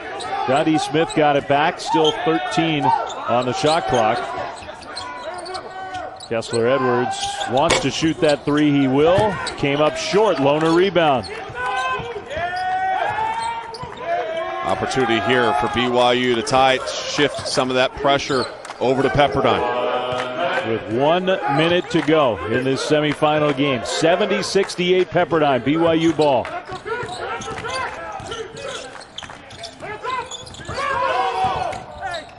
Averett got ridden by Altman, and they call the foul against Altman. So Brandon Averett will be at the free throw line with a chance to tie the game. It was tied at halftime. Could easily be tied here and force us into overtime. Well, Averett's played really smart, though. With the 4 fouls, he's played smart. And that is a good, strong, aggressive drive right there, but under control. And we've seen so many charges in this game. You want to be controlled. That's a big miss from a very good free throw shooter.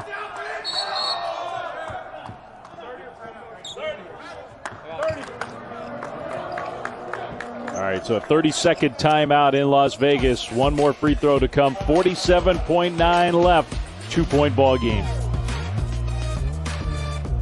There's a reason why car dealers come to Spectrum Reach Automotive when they need advertising that works. Because we uniquely build awareness for your dealership with the power and precision of TV and streaming to deliver results. That's how your dealership can reach anyone, anywhere, on any screen. Spectrum Reach is the most trusted media partner in America, and our local advertising experts are here to help grow your market share. Go to spectrumreach.com/auto today and let us deliver buyers to your dealership. Both teams in the double bonus. They have been for a long time. Pepperdine's got 1 timeout left. BYU still has 3. BYU at the line with 1 more free throw to come. 70-68, 47.9 seconds to go. The arrow favors the Cougars.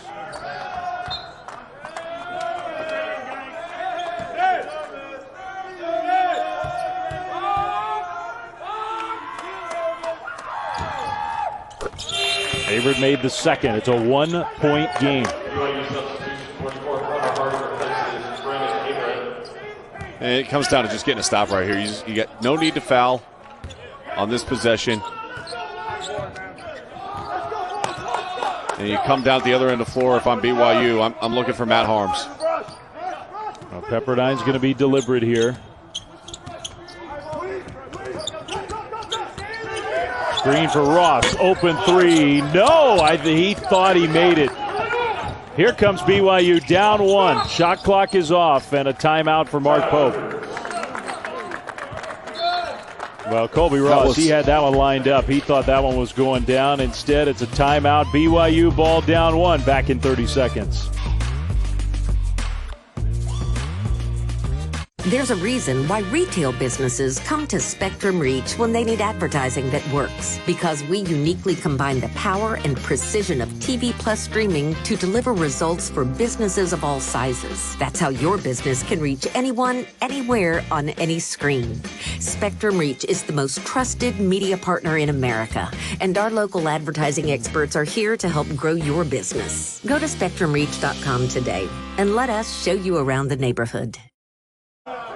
Well, Colby Ross, maybe the greatest player in Pepperdine history, has had so many big moments for the program over the years. Had a chance for a huge one just a moment ago, Sean. Had a really good look, but it didn't go down. And this would have been a game-ending shot. They went underneath the screen on him, and he just pushed it a little bit to the left there. And I like the idea, by the way, of going under on the screen. And normally I wouldn't say that, Dave. But when you look at the numbers and you see Colby Ross, 6 of 20, 1 of 8 now from beyond the arc. He doesn't have that flow to him. You go underneath. All right, so now BYU, 22.6 seconds, down 1. Does that mean BYU wants to shoot it a little more quickly in case they don't make? Yes. I think you're going to look immediately to try to get the high low down to Harms on the block and see if you can get him to score quickly here, and then it's going to come down to making a defensive play. But you've got to allow yourself enough time that if you miss the shot, you can foul and try to elongate the game. That high-low has been very productive for BYU. Averett back to Barcelo, goes baseline. Alex Barcelo scoops it in. BYU leads by 1. What a play. Alex Barcelo really quiet here in the second half. But the senior leader making the play at the right time. Beautiful job shielding with the rim. Getting to the reverse layup. Big time play. I mean, BYU has trailed for almost every moment of this game, and yet here they are with 16.6 seconds left, a 71-70 lead, a stop away maybe from beating the Zags in the championship game tomorrow night. They added a couple tenths back to the clock at 16.8. Now again, if you're Pepperdine here, you've got to go with a little bit of sense of energy to try to see if you can give yourself time. If you have to foul, to give another opportunity to try to score. I think obviously Colby Ross is going to be attacking downhill here. But as he goes downhill, I want to see Kessler Edwards involved in this play somehow, some way. I think Kessler Edwards has been the most consistent offensive weapon tonight for Pepperdine. He gives them the best option. He can shoot up over the top. He's got that high release on his shot. I'd like to see the ball in his hands and Colby Ross facilitating that. But it's got, again, once again, you want a shot in the first 6-7 seconds of what's left in this game. And Pepperdine, I mean, we've talked about it all year when we've had the waves. I mean, there aren't many teams in college basketball that have 2 scorers, 2 offensive players as accomplished as Kessler Edwards and Colby Ross. So it doesn't have to just be one guy here. Well, and we've seen that. And Edwards had such a huge first half. He's been kind of quiet here in the second half as far as scoring and being in the rhythm of the game. I would say that similar to what we just saw with Alex Barcelo. And can you step up and make the play when your team needs you to right now? Your season is on the line. And if you don't execute in this moment and you don't do exactly what is needed and make the shot, you're going back to Malibu. It's not a bad place to go back to, but it doesn't mean you're going to the NCAA tournament. Well, they'd rather go to the end. They'd rather go to Indy as opposed to Malibu, and that's where Pepperdine would have a chance to earn a trip to if they could win this game to face the Zags. We know that's a tall task, but everybody wants the chance to pull off the upset, win a championship. The winner of this game will get that tomorrow night. And this is what we love about this time of year. One possession game, last second, your tournament on the line. In one case in this game, maybe season on the line. And Dave, you mentioned in the first half, remember that shot that came off the fingertips of Kessler Edwards? And you said, hey, it might come down to that at the end of the game. Hey, look, it might come down to that. That shot makes this a 1-point game versus a 3-point game. Yep. All right, so John D. Smith, who's also played very well.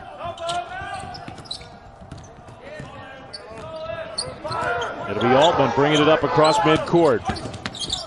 Cedric Altman, crossover. He's the guy to shoot, and Harms blocks his shot. Now the foul on Johnson. I did not like that offensive possession at all. How is Colby Ross and Kessler Edwards not involved in the final possession and the final shot attempt? And that play was going nowhere, and it was going nowhere fast. Excellent job by BYU. And defensively, the Defensive Player of the Year stepped up in a big moment for his team to block that shot. And very easily, that play could be the one that sends BYU into the WCC championship game. No timeouts for Pepperdine. One left for BYU. I think they're trying to check and make sure who the foul was on, who should be the shooter for BYU. I mean, Lorenzo Romar's got to talk in case BYU doesn't use that final timeout after these free throws. His team has to have a play because no matter what happens with the free throws, you could still tie even if they make both down 3. And I understand what Lorenzo was trying to do on that last possession. He wanted the ball in Altman's hands, and he wanted a little handoff action.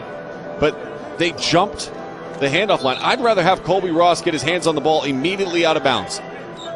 I want the guy that has over 800 assists and over 2,100 points in his career to have his hands on the ball immediately out of bounds. And then I'm going to bring Kessler Edwards as that secondary guy to try to see if we can work a two-man action to try to get something happening. Jody Smith did foul out of the game. That was on him. So one of their best scorers tonight is on the bench now for Pepperdine. Huge free throws, obviously, for Spencer Johnson. Well, he missed the first one.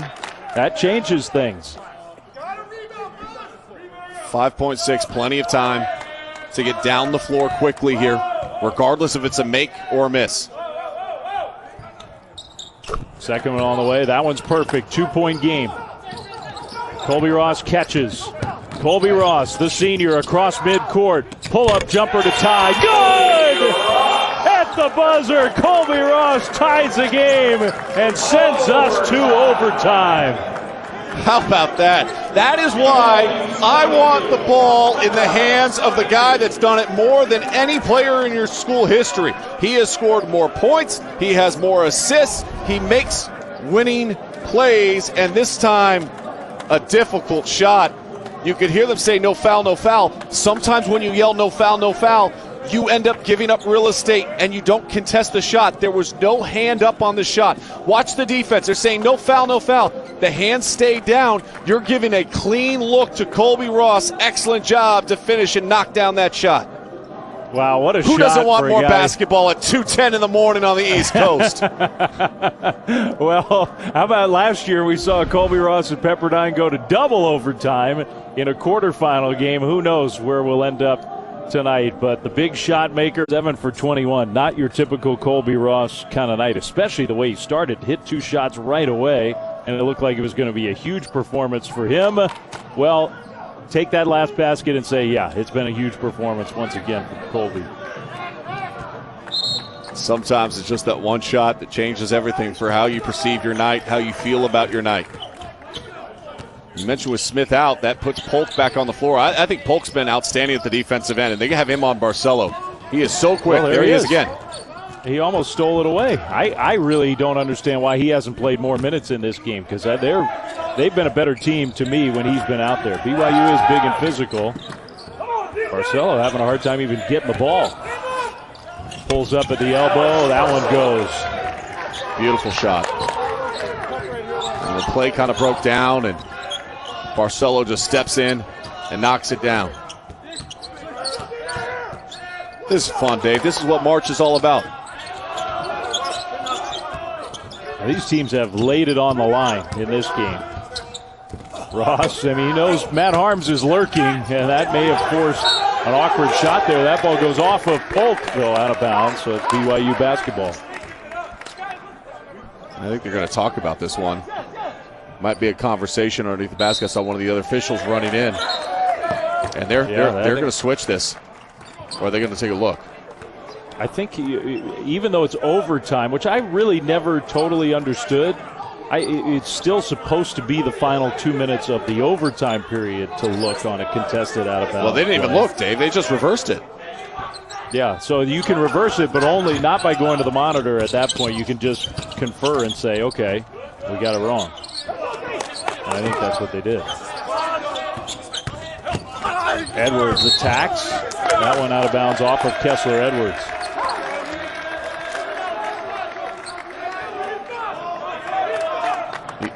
Fatigue factor coming to play here maybe a little bit. This game has been so physical. Interesting to see Pepperdine. Obviously, they already played a game to get to this moment. BYU should be the fresher team. Kessler Edwards, he had 13 in the first half. Harms somehow missed that shot. My goodness. He has to finish that one. Has to. Ross, offensive foul.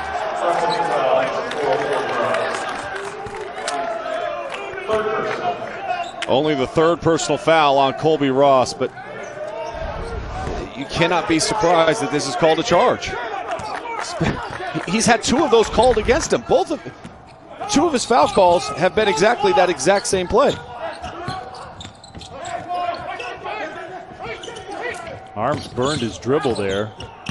Polk, man, offense is not easy when Daryl Polk is playing defense against you. That's going to be offensive. And that's his 5th foul. He pushed off clearly, and he's out of the game. I wish we had a tally of how many offensive fouls have been called in this game.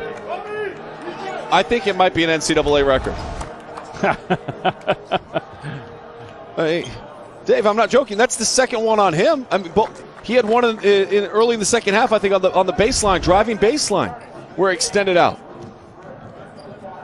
And it's frustrating. I get it. But that call has been consistently called that way the entire game.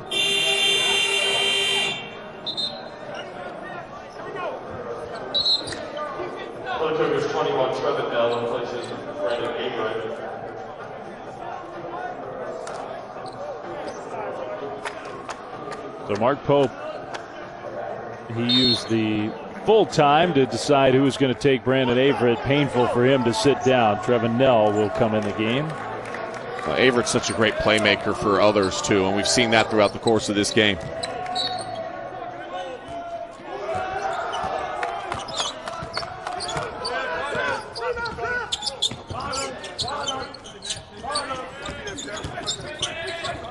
Three minutes to go. Kessler Edwards.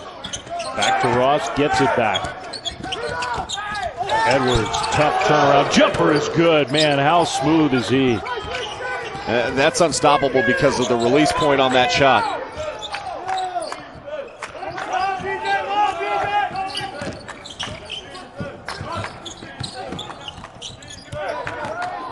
Barcelo, Colby Ross, almost like he got hit. He was sort of limping around for a minute. I think he's okay. Barcelo dumped it down to Johnson. 2-point jumper. Rebound, Edwards.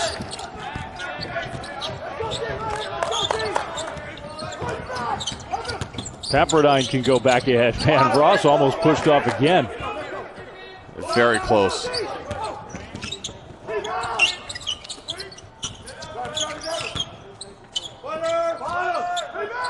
Polk 3.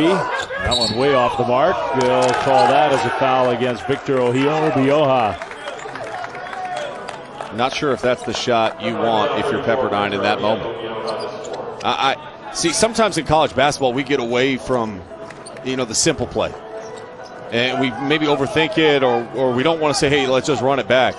But to me, I'd go back to that two-man game that we just saw in the previous possession where you got the switch you were looking for. I don't think BYU changed its coverage on on-ball screens. And then you get the ball back in Kessler Edwards' hands with the size advantage and allow him to back down and finish up over the top and at least give yourself a chance. Harms, first of 2, makes it. Matt Harms at the free throw line. You heard his coach say, good job, Matt. He's 7 for 7 at the line tonight. 8 for 8. Yeah, and he's got 18 points to go along with 6 rebounds, a couple of assists. Matt Harms has played well. He has played really well in this game.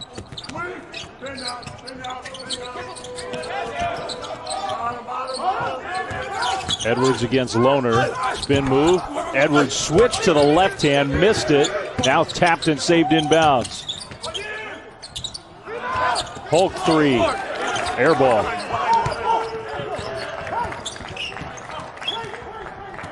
He has struggled at the offensive end. That's back-to-back possessions where you've just taken 3-point shots that are unnecessary.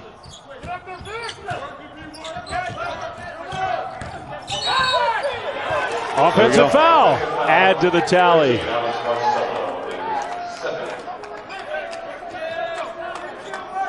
Hey, Dave, you and I both know it. I mean, again, if you extend out your elbow away from your body and it's perpendicular to the direction that you're going and it's away from your body, they're going to call it every single time.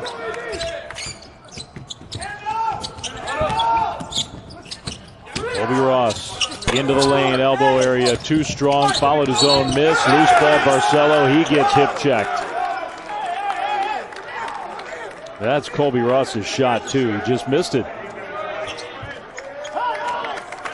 A great rebound though by Barcelo. An opportunity to make it a 2-possession game if he's able to knock down both free throws.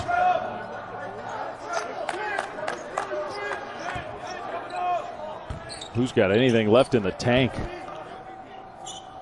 Alex Barcelo to line.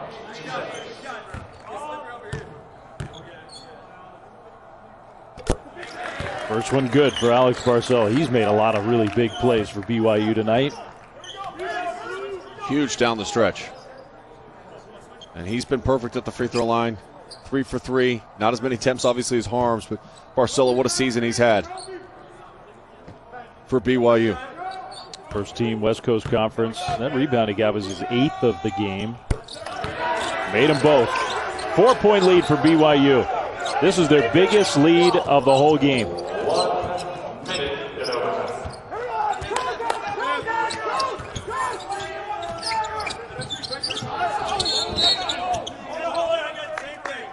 And they got a hold on Caleb Lohner away from the ball.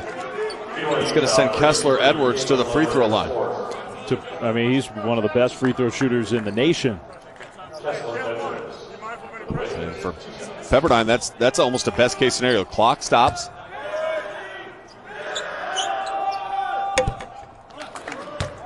He's got to make both here, obviously. And then it just comes down to making a stop. There's plenty of time on the shot clock. You just got to get one stop and rebound the ball. You'll have an opportunity to tie the game again and go into double overtime. You and I have nothing else to do. Oh, we're here all night. We're not going anywhere. All right, he made them both. Here, Lorenzo Romar. Let's get one. One stop here.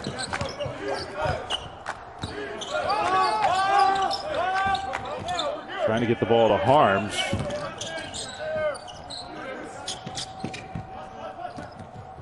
Maybe they'll try again. Barcelo lob. Harms traveled. Turnover. Oh.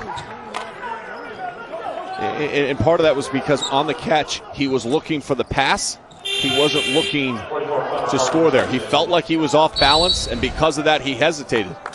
Watch this. If he catches and just comes down with 2. See, when he comes down, he's looking for the pass, and the defense starts rotating in front of him, and he was unsettled in his base.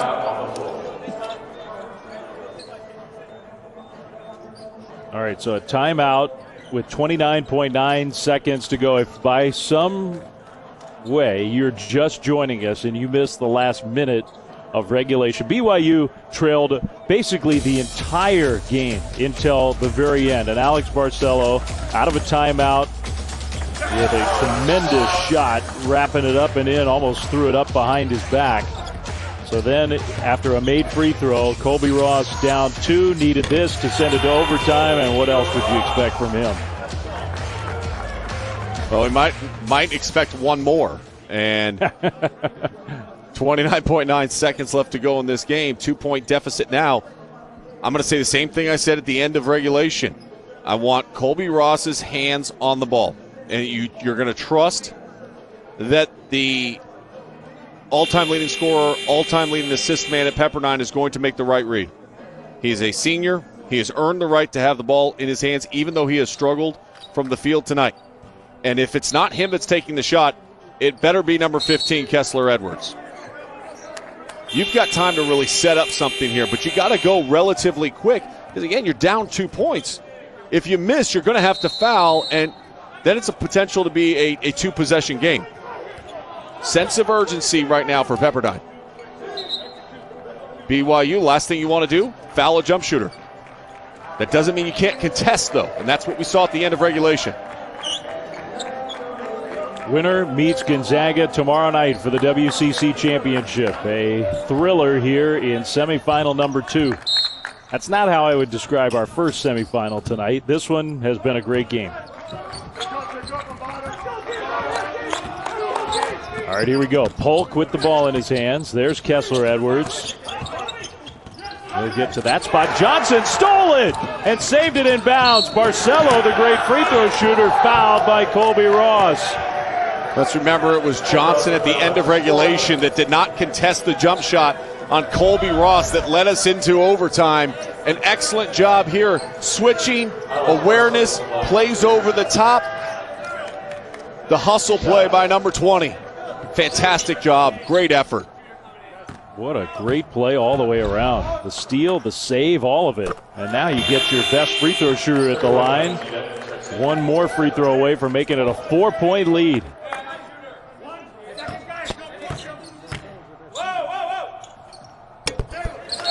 That one goes down.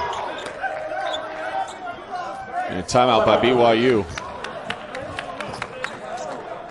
What a contest this has been, Dave. It has been. Now, 2-possession game, obviously 14 seconds left. You're going to catch, you're going to go immediately to the basket. Colby Ross is going to put his head down here, and just don't extend out your elbow. Maybe it won't be an offensive foul. But you've got to try. You got to get something going to the basket right away. You're going to hope that you make it, and then you're going to have to foul and hope that you're fouling somebody that will miss a free throw. Obviously, you don't want to foul Harms. You don't want to foul Barcelo here. Those two guys in particular, great free throw shooters. And just again, what's at stake here tonight in this one? A spot in the championship game in the WCC. Tomorrow night, Sean and I will be there 9 Eastern on ESPN. Gonzaga awaits either BYU or Pepperdine. BYU's never won the WCC tournament. Pepperdine hasn't won it since 1994. They haven't played for it in almost 2 decades. So both programs are desperate for another chance, even against a team as good as Gonzaga. For BYU, it would be their 4th WCC championship game appearance. They played Gonzaga in the first 3. That's who they play in number 4. Lorenzo Romar's team needs some special stuff here in the last 14.4 seconds to keep this game going. One of the things I like that Mark Pope has done defensively is extend out pressure here. It's forced Pepperdine to take time off the clock in the backcourt. And I would assume that they would extend out that pressure again here and not allow them just to roll the ball to midcourt and let it go. Give BYU credit. They made their free throws, too. We thought that might be a Pepperdine advantage. 21 of 25 at the line. Polk. Pepperdine's got to go quick. Polk, now what? A foul away from the ball to send Colby Ross to the line. How can that possibly happen? Now, that cannot happen. You just can't foul there. What are you doing?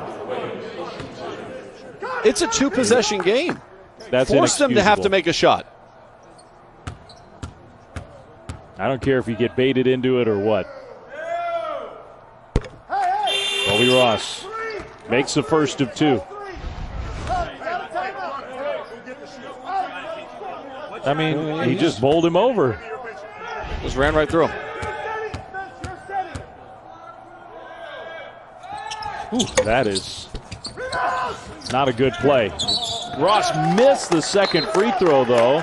And now a quick foul. Barcelo came away with the ball with another rebound for him. Polk couldn't be choosy, but that's ideal for BYU.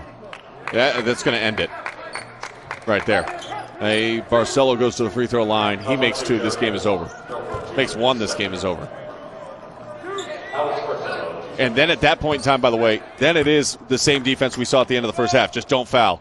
Like, you don't care if they make a 3-point shot. You don't care if they make a layup at this point in time. Just don't foul. That's the biggest lead now all night for BYU. Colby Ross, 7 seconds. Pulls up for the long 3. That one way off the mark. BYU has it, and the Cougars will play the Zags for the WCC championship tomorrow night. They had to earn it, and it was a physical contest. the wear and tear of going into overtime in this late hour and then a short turnaround now to take on the number one team. But look, it's the two best teams in the West Coast Conference. It's the two teams before everybody showed up to Las Vegas was saying, hey, they're locks for the NCAA tournament. And now we get to see them go at it once again. And for BYU, it's an opportunity to really improve your seed line.